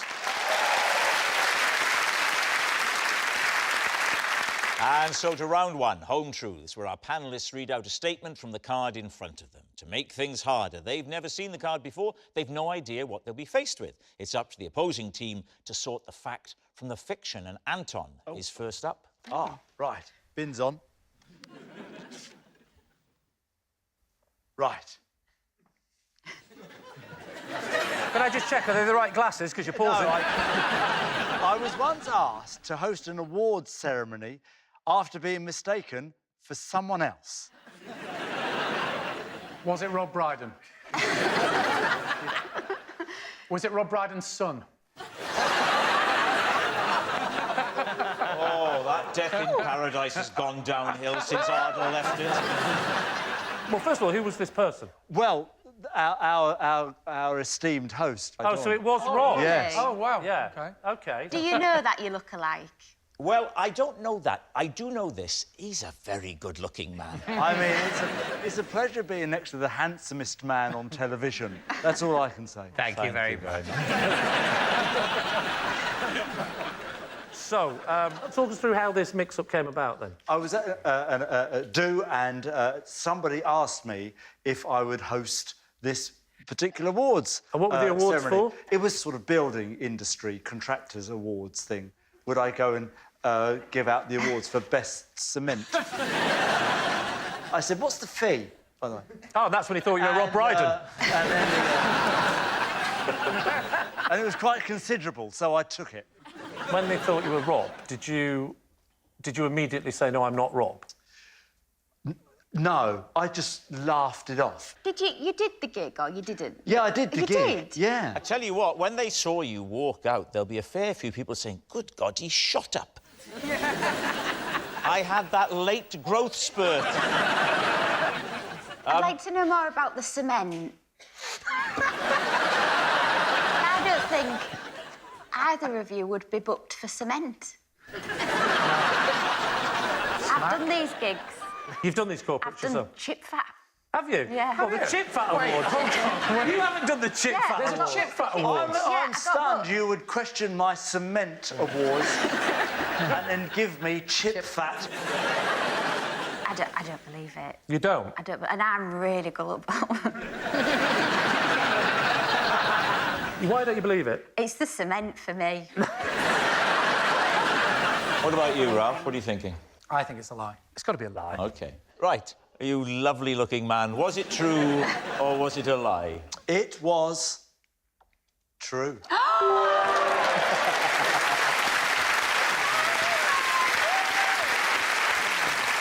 Lucy, you're next. Right. As an adult, I once accidentally took part in an under-12s swimming gala. David's team. What happened? How did you end up in the swimming gala? Well, I went swimming. Right. What, at a public swimming baths on a normal day? It was a council-run swimming baths, actually. And I went in and the pool was empty. But what I did notice was that there were people watching, you know, from the gallery at the top, but no one in the pool. Right. So I got in the pool. Do you want to know more? Yes. At the moment, you're just alone in a swimming pool being watched. And then a gun went off. Like a swimming gala gun. So the gun went off. Yeah. And then just at that minute, a group of under-12s jumped in and I was in the middle of a race. Hang on, though, hang on.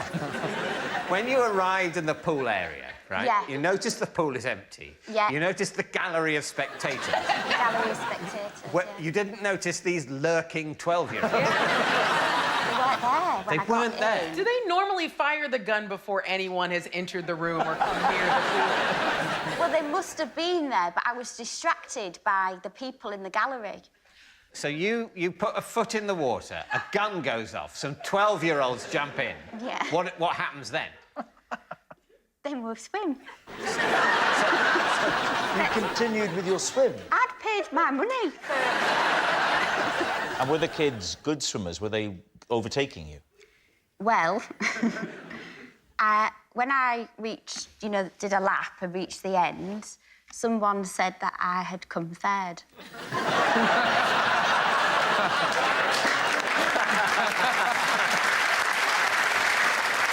So what happened then, Lucy? Did you get a medal? I mean, how did it all resolve itself? I think I could have pushed for a medal. But I didn't. Basically, I got out and I was annoyed. I was embarrassed. So what do you think, Anton? What do you think? I think it could be a lie. In actual fact, I think it is a lie. What about you, Desiree? I mean, I feel very deeply in my bones that it's a lie. To be honest, I was feeling more credulous. It can be disorientating walking out from the changing rooms into a swimming pool. Yeah. It can be disorientating walking out of a changing room to a swimming pool. Yes. I like the fact that you left that really mysterious, sort of... You aborted the anecdote. You went, I once... Yeah, well, yes. To be honest... Whoa! What did you do, David? I'll tell you, but to be honest, I was worried I'd told the researchers for this show and it was going to crop up later in the series. Oh, I see. I got changed for swimming at a swimming bath and I didn't know the layout of the place very well, and I just sort of walked out in my trunks and barefoot into some badminton courts.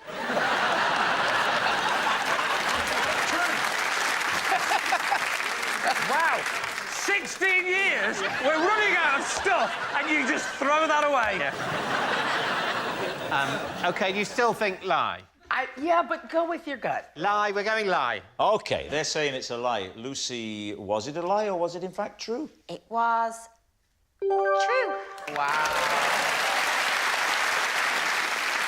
Yes, it's true. Lucy really did take part in a children's swimming gala. Desiree, you're next. When New Kids on the Block announced they were splitting up, I was so distraught, I was sent home from school for the day on compassionate leave. These two. What year did New Kids on the Block split up?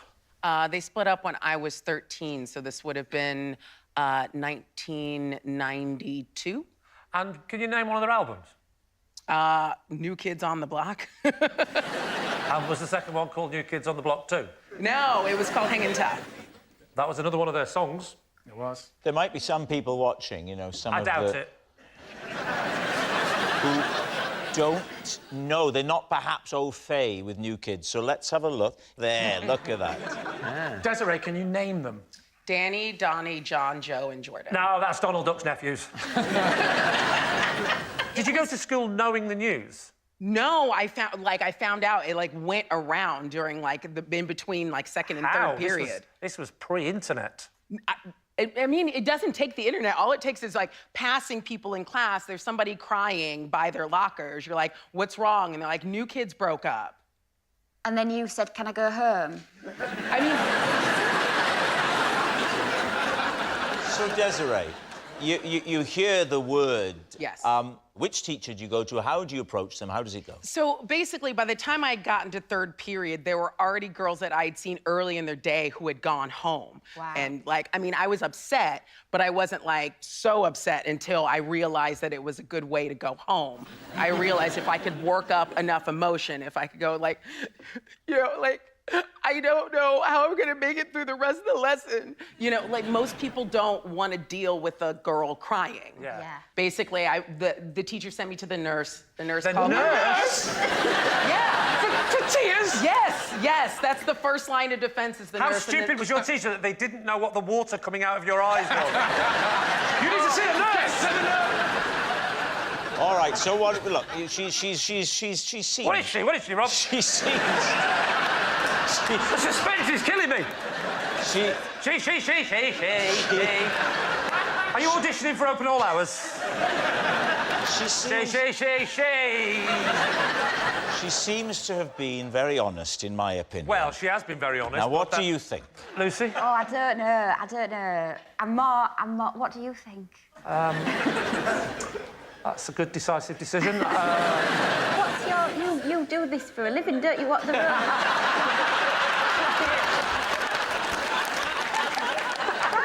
What do you think? Do you do this for a living? Do you mean sift through evidence and make a deduction? Because that's not my actual job. The part you play? Yes. Oh, you mean him? I thought you meant me. I genuinely thought you meant that I do this for a living. Oh, you mean him? That's even more bizarre. Yeah.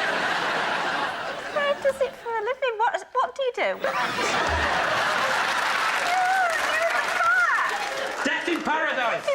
And are you a detective? It's not a documentary, Lucy. OK. What's it going to be? I think it's true. True. I think what Ralph thinks. Right. What are you going to say, Lee? Well, we're going to go with D.I. Ralph, aren't we? We're saying it's true. OK, so Desiree, they all think it's true. Was it true or was it a lie? It was, in fact, a lie. Very well done. Our next round is called This Is My, where we bring on a mystery guest who has a close connection to one of our panellists. This week, each of Lee's team will claim it's them that has the genuine connection to the guest. It's up to David's team to spot who's telling the truth. So please welcome this week's special guest, Helen.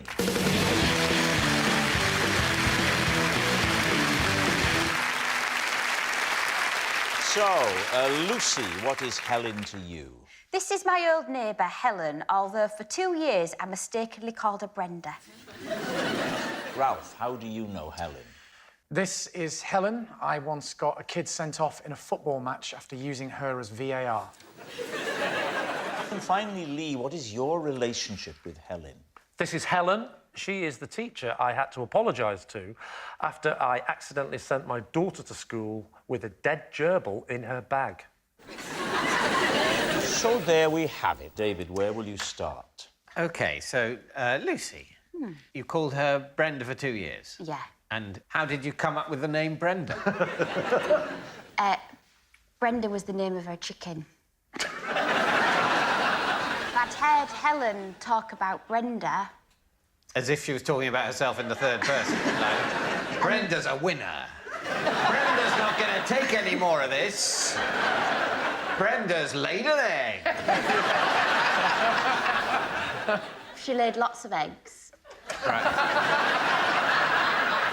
And that's how we met, because Helen brought Brenda's eggs round to me. Right, so she said, these are Brenda's eggs, and then I've thought, oh, do you know Brenda's a lovely woman?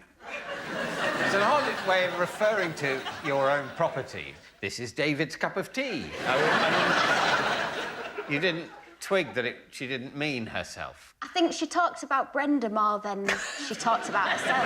Right. So just her repeated use of the word Brenda just made you say, oh, she must be called Brenda. Yeah, but that got me into some difficult situations. Go on, tell us all. Well, when it was Helen's 60th, I wrote a birthday card to Brenda. So you knew her well enough to get her a card for her birthday, but not her name. Can you repeat that? I mean, you knew her well enough to know it was her birthday, and you didn't know her name. Had you ever heard the name Helen? Do you think that Helen was the chicken? Yeah, what did you think the chicken was called? That's a good question. That's a really good question. Well, I've been here a while. I thought I'd come up with something useful. This birthday, when it was her 60th, you wrote the card, addressed it to Brenda. Was there a party? Did you attend? There was a party. Oh, and did you go? Yeah. When did you twig that she's called Helen? When they started eating Brenda.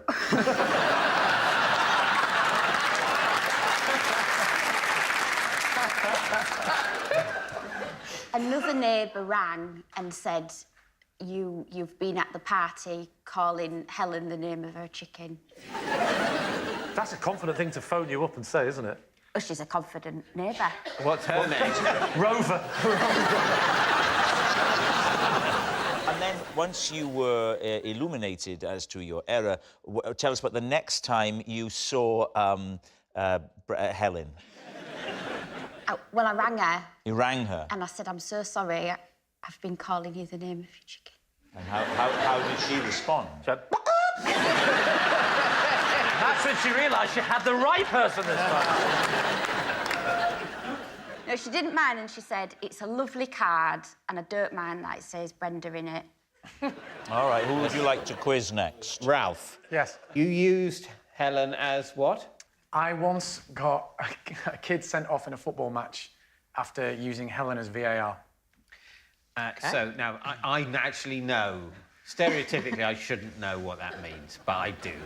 Using video technology to determine something that happens too quickly for the human eye. Exactly. Video-assisted referee. All right.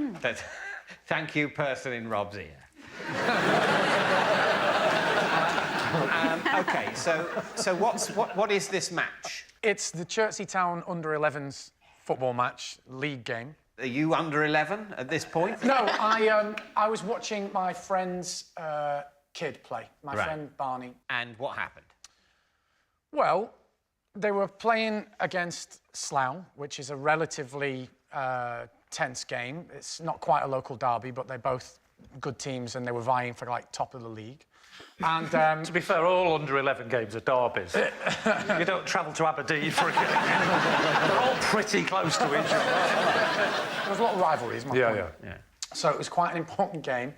And the defender for Slough handballed in the penalty area, very, very obviously. And the referee, for some reason, didn't see it, but everyone on the touchline did, and everyone went absolutely spare. And it was one of those slightly embarrassing things where all the adults care a lot more than the actual kids do on the pitch. So how did Helen become... How did Helen assist with the VAR? Well, she was just by the side of the pitch pecking for corn, and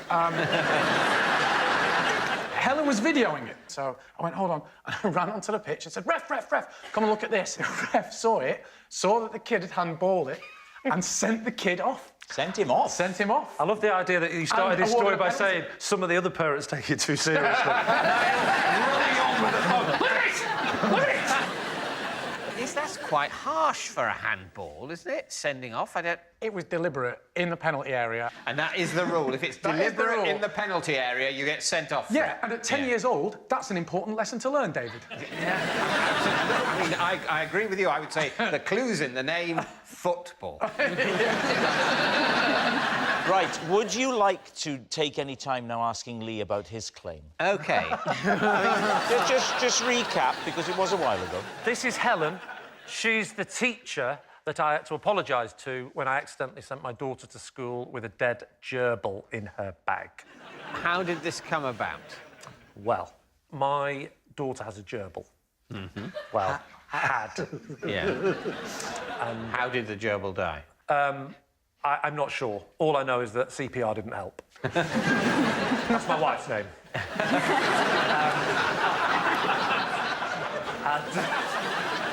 So I woke up, I went to wake my daughter up. And you went to wake the gerbil up and you couldn't? I don't wake the gerbil up, he gets up whenever he wants. Right. And in this case, it was never again. Well, usually the gerbil was up, and then I thought, oh, he's having a bit of a lie in there. He doesn't usually sleep on his back with his legs in the air. So how did that gerbil then wind up in your daughter's rucksack on the way to school? Because, to comfort her, I said, we'll give him a proper burial tonight in the garden. But I was worried about the time, and also I thought she'd get very upset in the garden burying him, so I said, we'll do it after school, when you get back. We said exactly the same about her nan. And funny enough, the same thing, I remember thinking, she doesn't usually sleep on her back with her legs and arms in the air. And I said, look, what I'll do is I'll put him in this little Tupperware container, and then tonight we'll bury him when you get back from school. And then I took the Tupperware container downstairs, ready to do that, and of course, sandwiches were made, but we've only got one type of Tupperware container. We've got lots of them, but they're those sort of blue ones. You know, you can't see through. Right, you can't see through at all. You can't see the sort of the vague sense of, rather than sandwiches, the corpse of a rodent. So there they are, the two identical containers. Two identical containers. Like the domed dishes in that episode of Faulty Towers. Yeah, absolutely. And then what was really worrying was we had the health inspector due round. So what was the first you heard of it? When did you first know something had gone awry? When you were burying some sandwiches later in the day. The first I heard of it was when the teacher phoned me up, Helen. Oh, Brenda. Yeah, that's the link, isn't it? That's the link, well done. I said, my pet's died. She said, ooh, I hope it's that cheetah, then you can skin it and I can wear it on your show. And I said, no.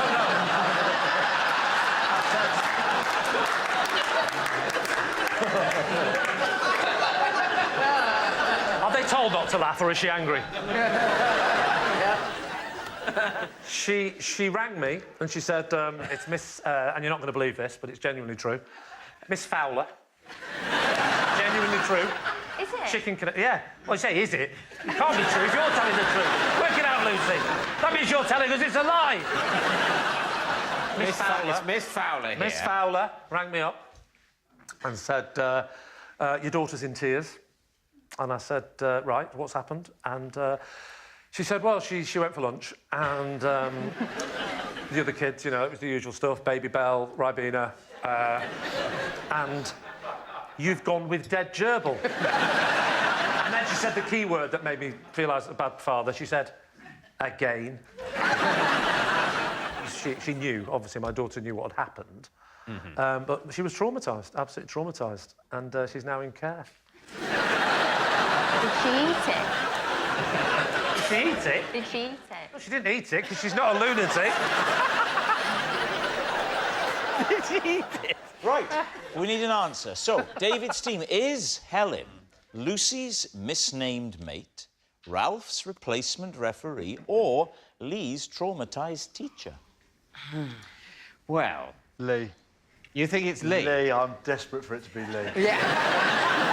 And she does look like she could be a teacher. Like, when he Yeah. made that joke, she did the official teacher, Yeah. that's not funny look. Yes. She definitely it's your own time you're wasting, look, didn't she? What about Lucy? Well, Lucy asked Lee if his was true, so I'm pretty much ruling her out. Brenda the chicken. What about Ralph? Well, there's a lot of detail there. Yeah. Chertsey, Slough, that I can believe the anger of the Yeah. parents and getting it all out of proportion, and, you know, this is obviously why football needs to be banned. I think it's Ralph. You think it's Ralph? Right, Helen, would you please reveal your true identity? I'm Helen, and Lucy called me Brenda.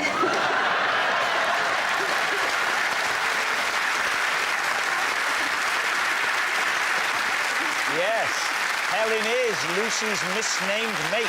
Thank you very much, Helen.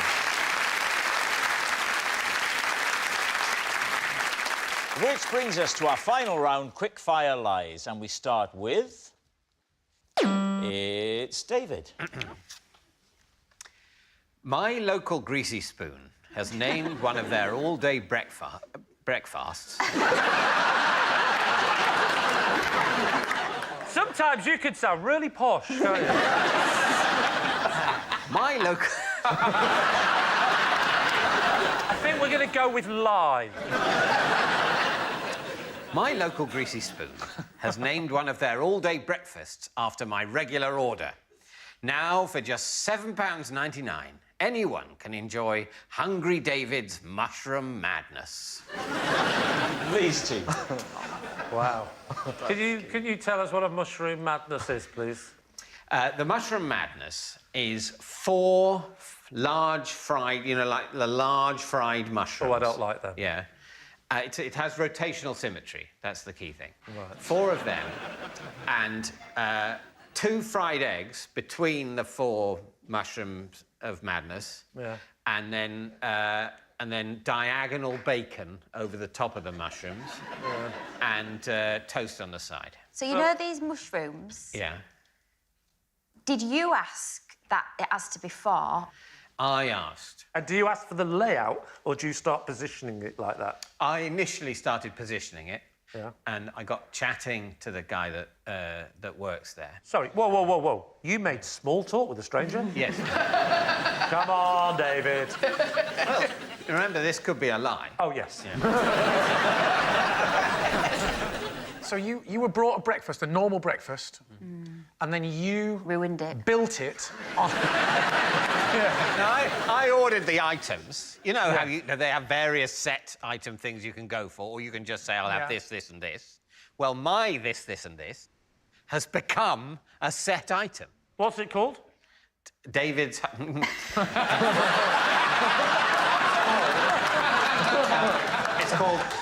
It's called Hungry David's Mushroom Madness.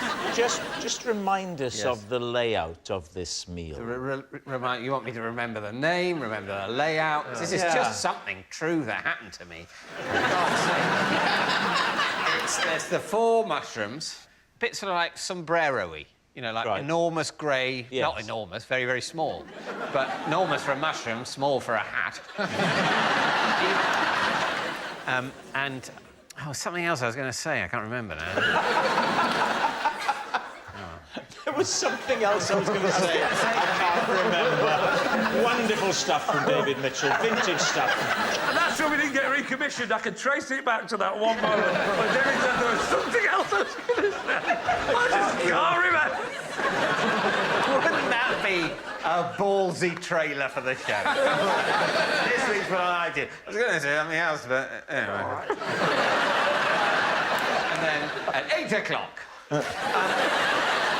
OK. What do you think, Ralph? I don't believe for a second that David Mitchell goes into a greasy spoon cafe. What if he just thinks it's greasy? It's actually a 2 Michelin-starred French restaurant. It lost a star last year and now he calls it the greasy spoon. Are you saying I don't know whether something's greasy? I do know. I can detect grease. Right, it's time to decide. Has he given you any feedback on how it's going, this dish? How's it going? Yeah, we're not sold many, David. We're thinking of dropping the David. So you think it's... I think it's a lie. He checked his card twice. What do you think, Lucy? I think whatever Ralph thinks. Lie? I think it's a lie. It's a lie. You're saying it's a lie. Well, David, was it a lie or was it actually all true? It was, in fact, a lie. Yes, it's a lie. David doesn't have a breakfast named after him. Oh, that noise signals time is up. It's the end of the show. I can reveal that Lee's team have won by 3 points to 2. Thanks for watching. We'll see you next time. Good night.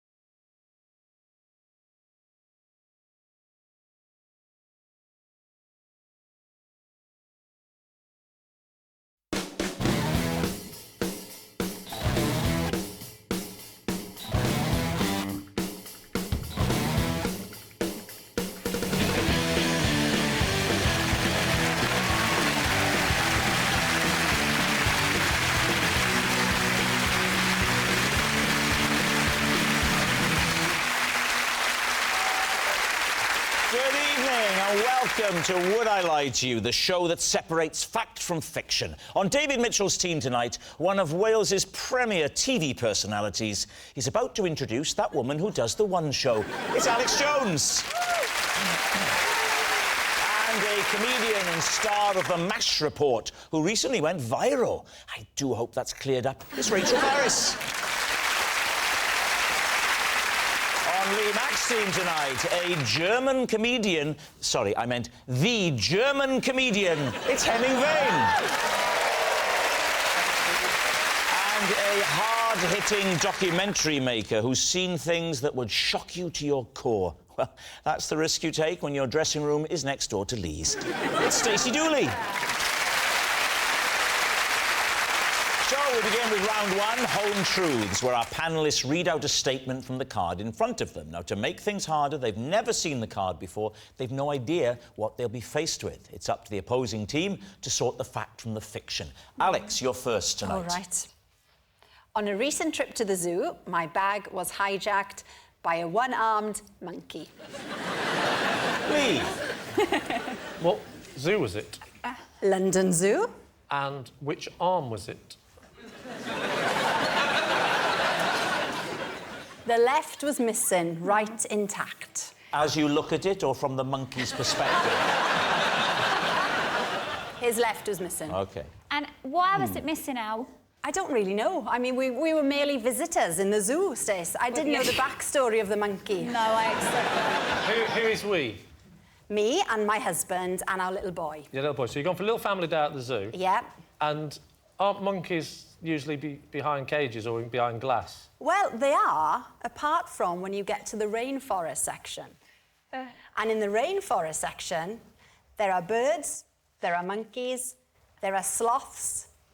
It's a free-for-all. Did the monkey have a name? Because often they name them, don't they? The monkey's name was Bandit. Bandit? As in one arm. Oh, come on.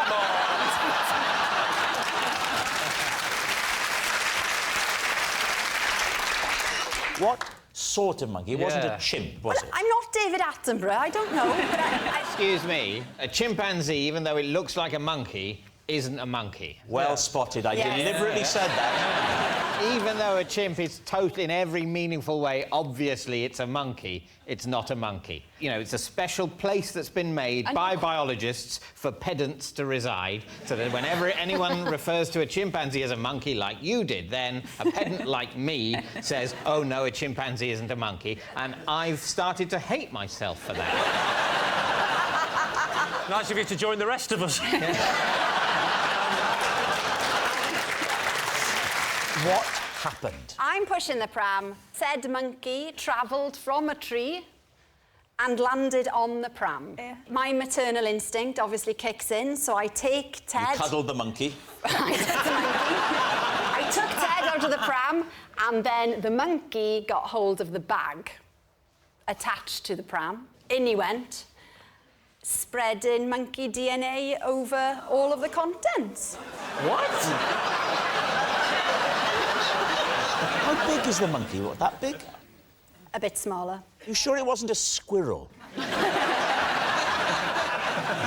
was it like this? I think you'll find, Rob. It was like this. You've not been listening, have you? I'm not paying attention.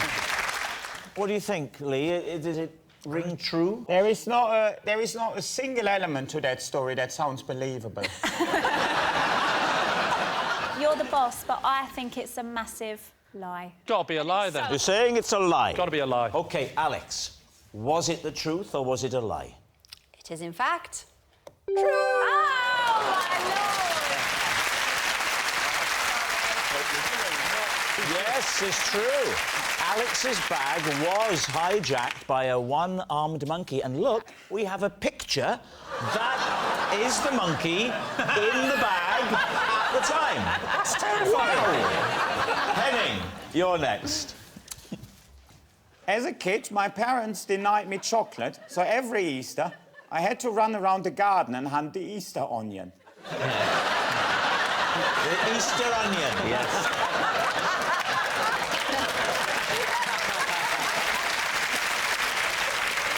David, where'd you begin? Them were the days. Why were you denied chocolate? It's not good for you, is it? And why did you hunt an onion? Why didn't you just say, I don't give a damn where that onion is. It's not a treat. Well, you do what you're told to do, innit? As a kid. So you would look for the onion, and you would find the onion, and you would say... I'd say, da ist die Zwiebel. What? What? What? Well, there is, in Germany, saying, there's the onion. What would happen then? Then I would hold it aloft. And... Like the World Cup. And at what point in your family's Easter celebrations would the onion hunt occur? Well, when on Easter Sunday. On Easter Sunday, in the morning on Easter Sunday... I would be out in the garden. So, but before your parents were up, you were already out there.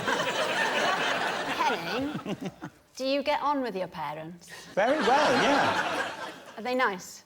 Yeah, I mean, my father is dead, but he was a really jolly fella, and yeah, my mother is all right, yeah.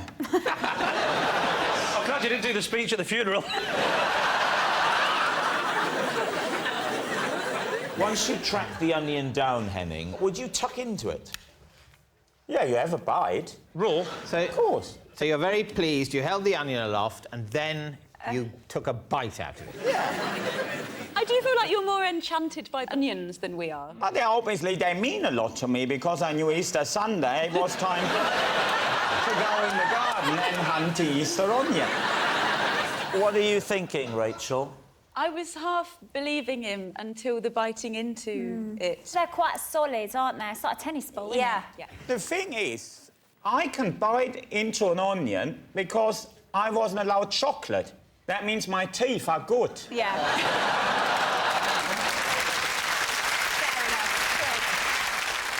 Would your mother and your father, when he was alive, would they share the experience? He would occasionally bite in an onion. You'd hold it aloft, they'd say, well done, little Henning, and they'd all... Look what Henning has done. And then... He's holding it aloft, quick. Get the camera. And then... Would they also tuck into the onion? He was. Just thinking of that onion makes me eyes water.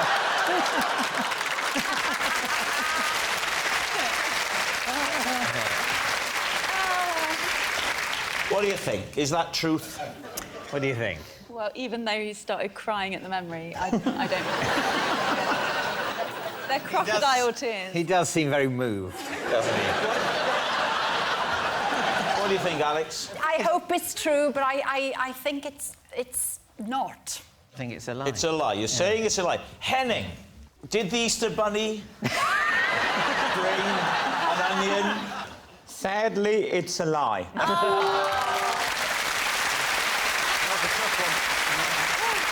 Our next round is called This Is My, where we bring on a mystery guest who has a close connection to one of our panellists. Now, this week, each of David's team will claim it's them that has the genuine connection to the guest, and it's up to Lee's team to spot who's telling the truth. So please welcome this week's special guest, Oliver.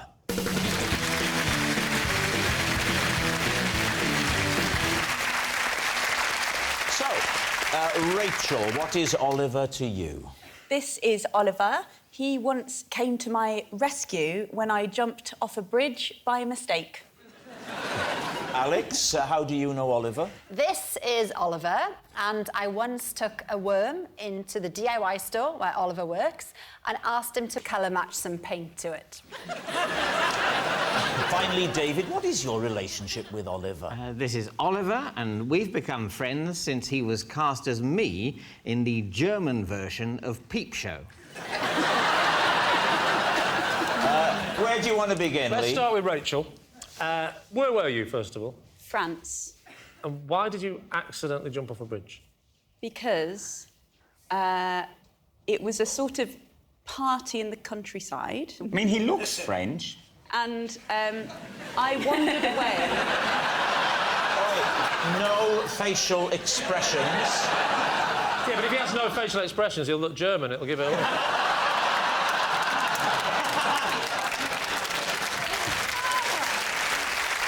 So, Rachel. So, it was dark, it was night, and I jumped over a stone wall to go for a wee. Classy. And then it wasn't a wall, it was a bridge. And it was a sudden drop of how far? 2 meters? 2 meters? A 2 metre drop? Yeah. I mean, I thought that was going to be more dramatic. I'm not very 2 good metres? I'm not very good with... So you'd have been all right? Well, Yes, she I'm all right, clearly look. didn't die. But you didn't... Did you actually do the jump, did you say, or did he stop you before you jumped? No, I was in the river. Oh, you did fall into the Yeah, river? yeah. 2 metres? I mean, what flashed through your mind when you were falling? That was quick. I'm fine. 2 or 3. I'm not very good with... Right, do a different system. I want you to imagine now that you've jumped and then tell us when you've fallen, and I'll use my... OK, So, ready? do the run and jump. No, that's 4 metres. 4 or 5 metres, that. I think it probably was. That's the height of this ceiling, that. That is unsurvivable. So, but what happened then? So you land in a ditch, and then Oliver comes, says, "Oh, mademoiselle," and then... Is he French? Oh, he's English? But I'm enjoying this. Well, I thought it's all happening in France. Yeah, we were in France. They don't have to be French to be in France. Yeah. And that's the problem. I think a lot of the world's problem would be solved if everyone just stayed where they're from. So, you've jumped over the wall. You land in the water. What happens then? So I was a bit hurt, and then I started shouting. What did you shout? Well, help. And then Oliver came with a couple of other friends from the party we were having, and they lean over the bridge, form a sort of human chain. Oh, it's all getting a bit Three Stooges now, is it? Arms round ankles situation. Oh, they're holding onto his ankles. Arms round ankles. Wow. So you had 2 people or 3 in the chain? 3 including me. So there was a Why person they pull holding you back up from the... What are these Chinese acrobats? Who was your flip at the end? It worked. Like, I got out, and I've lived to tell the tale. So, Alex, what was your lie again in regards to Oliver? So I took a worm into a worm into a DIY store where Ollie works and said, "Can you make me some paint this colour?" The worm on its own? Or in a bit of furniture? Furniture? not a woodworm. I think she means an earthworm. Like a garden worm. What colour was it, Alex? Well, this is the thing, Stace. Brown, traditional. Yeah. But if you look at the little belly of a worm, it's got this lovely brick pink kind of hue to it. No, I was going to say like your shirt, but no, not that. Not like that. I do not want my house in that colour. No. I love the shirt. I still don't understand the claim. Right, so what she's saying is she took a worm from the garden. Yeah. Okay? An earthworm. Yeah. What do you call them in German? Worm. OK. So when she said worm, why didn't you understand what she meant? Because that's exactly what she said. Which room was it, Alex? It was the guest bedroom. The guest bedroom. So Stop them staying too long. That bit I understand, but what's Oliver got to do with it? He works in the shop. He works in the shop. I'll tell you one more time, then this is it. He works in the shop. She took a worm. He colour matched it. She went home, painted the guest bedroom. Here's the question, though. Yeah. Why not photograph it? Why'd you have to take the worm in? Because they put it on the slide, and then the machine will tell them which colours they need. It was living, was it? No, dead.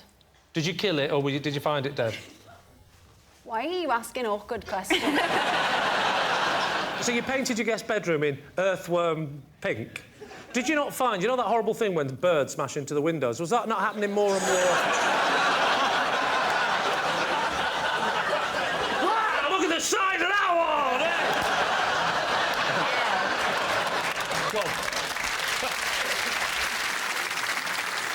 You say to Ollie, look, and it's a bit odd, but could you match this colour? Yeah. How did Ollie respond? He said you should see some of the things that people bring in Oh, wanting good. to be matched. What did he tell you?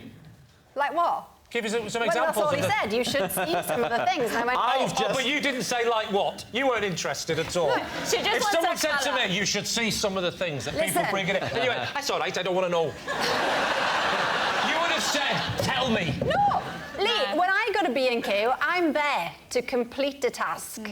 There is no dilly-dallying. We're in and out. No, I've seen the one show. You can pad things out. I've done the one show, and you spent 15 minutes, and this is genuinely true, talking to me and Billy Ocean about elastic bands. Well, I mean, we were thin on the ground for guests that week, obviously.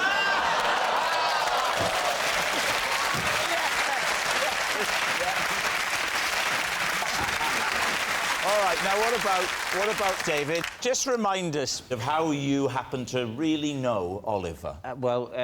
Oliver and I became friends when he was cast as me in the German version of Peep Show. Oh, yes. OK, so first of all, what is the German version of Peep Show called? It's called Camera Heads. Or Camera Heads? In German, I think it's Camera Kopfen.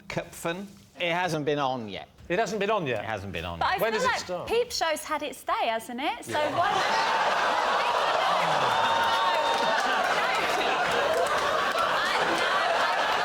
See, that was unlike Alex's put down of Lee. That was unprovoked. David, I love you, and I I loved the Peep Show when it was on a long time ago. But I mean, I feel like the German Peep Show would have been looking to cast it a long while Well, back. what series are they on? They filmed the first series and it's on soon. So he's or not... perhaps never. Maybe they hate it. No, we give everything a go. That would be a great title for a history of Germany. They really do.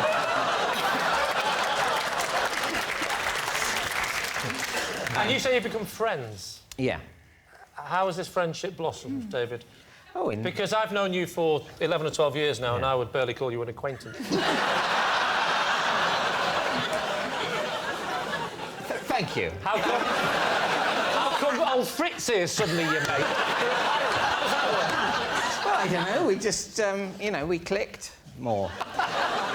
We met when some of the people making the German show came to meet the production team here. And You would think they exported to Germany before it's dead in the water. That's the thing.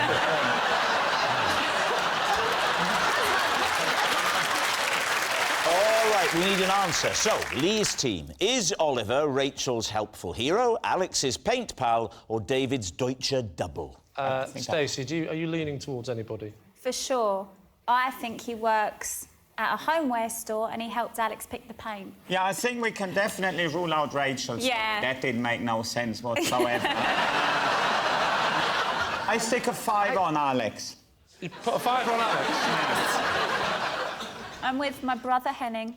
And you're saying Alex as well? Uh-huh. It's Alex and the worm. I think it's Rachel, but I'm going to go with my team and say it's Alex. Right. Oliver, would you please reveal your true identity?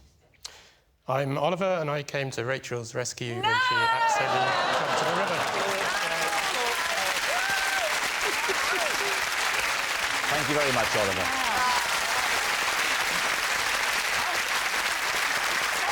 Which brings us to our final round, quickfire lies, and we start with Stacey.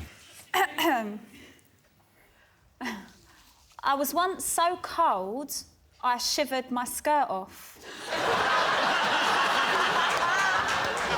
David's team. Where were you?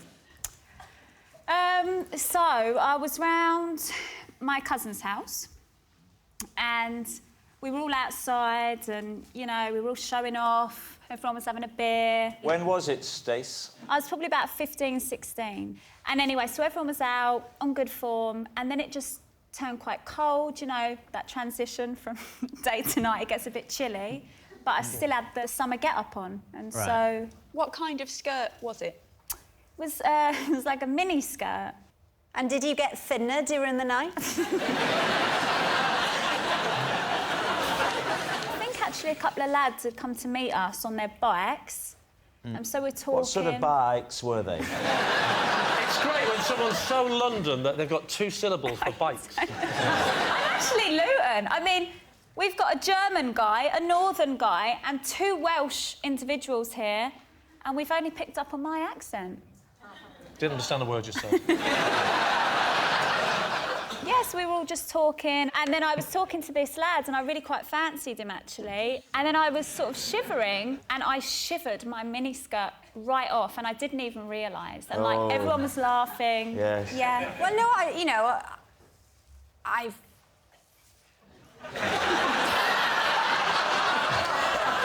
Are you about to say I've chatted to young fellas and dropped my skirt as well? Where's this going, Alex? Because you bailed out of that as soon as you started. Oh, no, I'll tell you. No, I won't, actually. No, I won't. I mean, I know where this are wrong. I've danced in just tights without realising it was on the floor. So it this can happen. This can happen. I've known it happen with a bath towel, sort of. What was going on under the skirt and what were you left with? Well, I had a big pair of knickers on. Oh, great. Like PE briefs. When you say PE briefs, Yeah. you mean ones that you would wear for PE, not ones that you've had an accident in?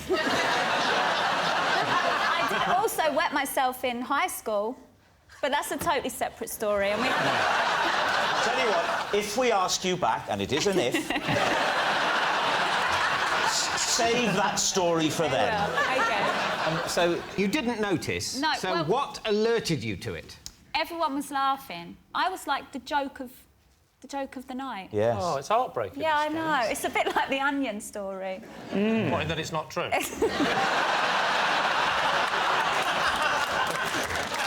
What do you think, David? I mean, she's painted a vivid picture. I think, you know, the combination of... What were you drinking? Cider? Something like that. Yeah, cold, fit boy. I think the skirt would be the last thing you'd worry about, and so what if it's round your ankles? No? Yeah, that makes complete sense to me. So you think it's true? Well, I'm going true. I think it's a lie. You think it's a lie? Well, it's plausible. So I'll say true. Say true. Okay. Right, Stacey. Truth or lie? It is, in fact... true! Wow, it's true. Stacey did once shiver her skirt off. Next. It's Lee. I once got my head stuck in a set of railings whilst trying to show my kids how I once got my head stuck in a set of railings. David's team. Yes, true, I think. Just true.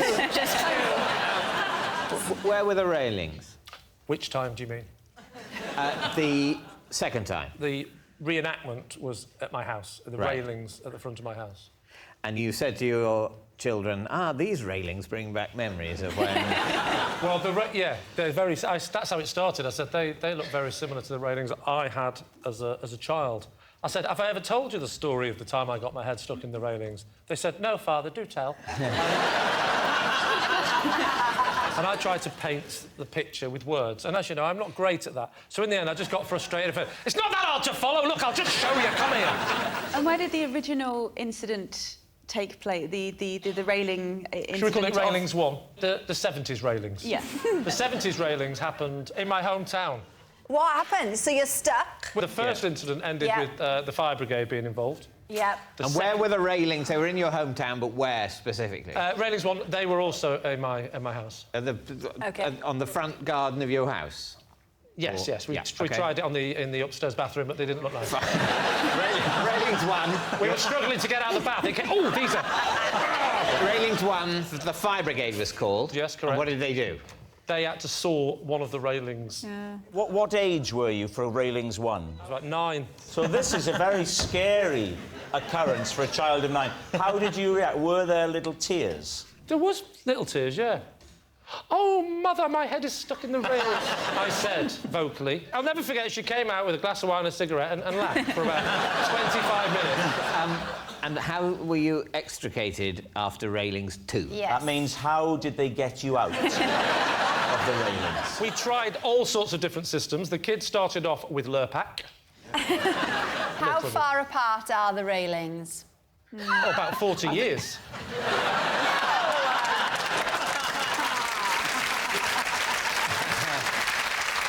I mean railings 2. Railing 2. Well, about the size of his head, obviously. Well... Yeah. Otherwise, he wouldn't be stuck, would he? I know. I can tell you about this exactly. far apart.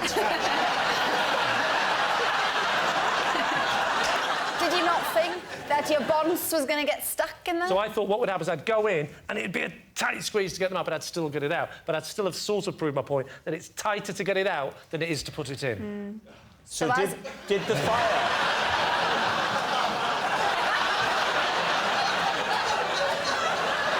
What happened next? So my head's in the railings. They've tried butter. Railings 2. Railings 2. Railings 1, fire brigade. It's over. It's finished. They've sawed through one of the things, they bent it apart a bit, you got out. Fine. Yeah. Well, there's more to it than that. What more? Well, it's a long story. My mum fell in love with one of them and left my father. Okay. That's a whole different episode. Railings 2, yeah. They tried butter. Yes. They tried butter. They tried olive oil. I'm talking about the second incident, not my mum and the fireman. Yeah.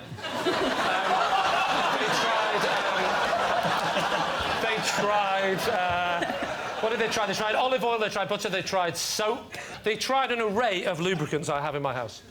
So at this point, on either side of your head, there's quite a clot of slippy goose. I'm not going to pretend it was a nice image, because it wasn't. Yeah. Especially given that my backside was facing the road. And particularly that it was stupid that I was only in my boxer shorts. You in your boxer Because I thought this will take a second. No one passes by my house. This will only take a second, so I'll take my trousers off first. Did you get scared? I was apprehensive.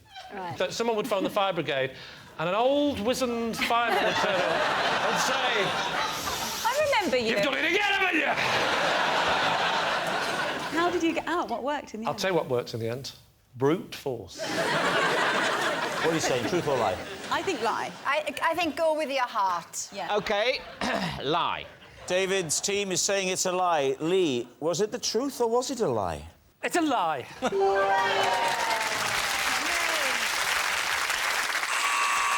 That noise signals time is up. It's the end of the show, and I can reveal that Lee's team have no points and David's team have 5. Thanks for watching. We'll see you next time. Good night.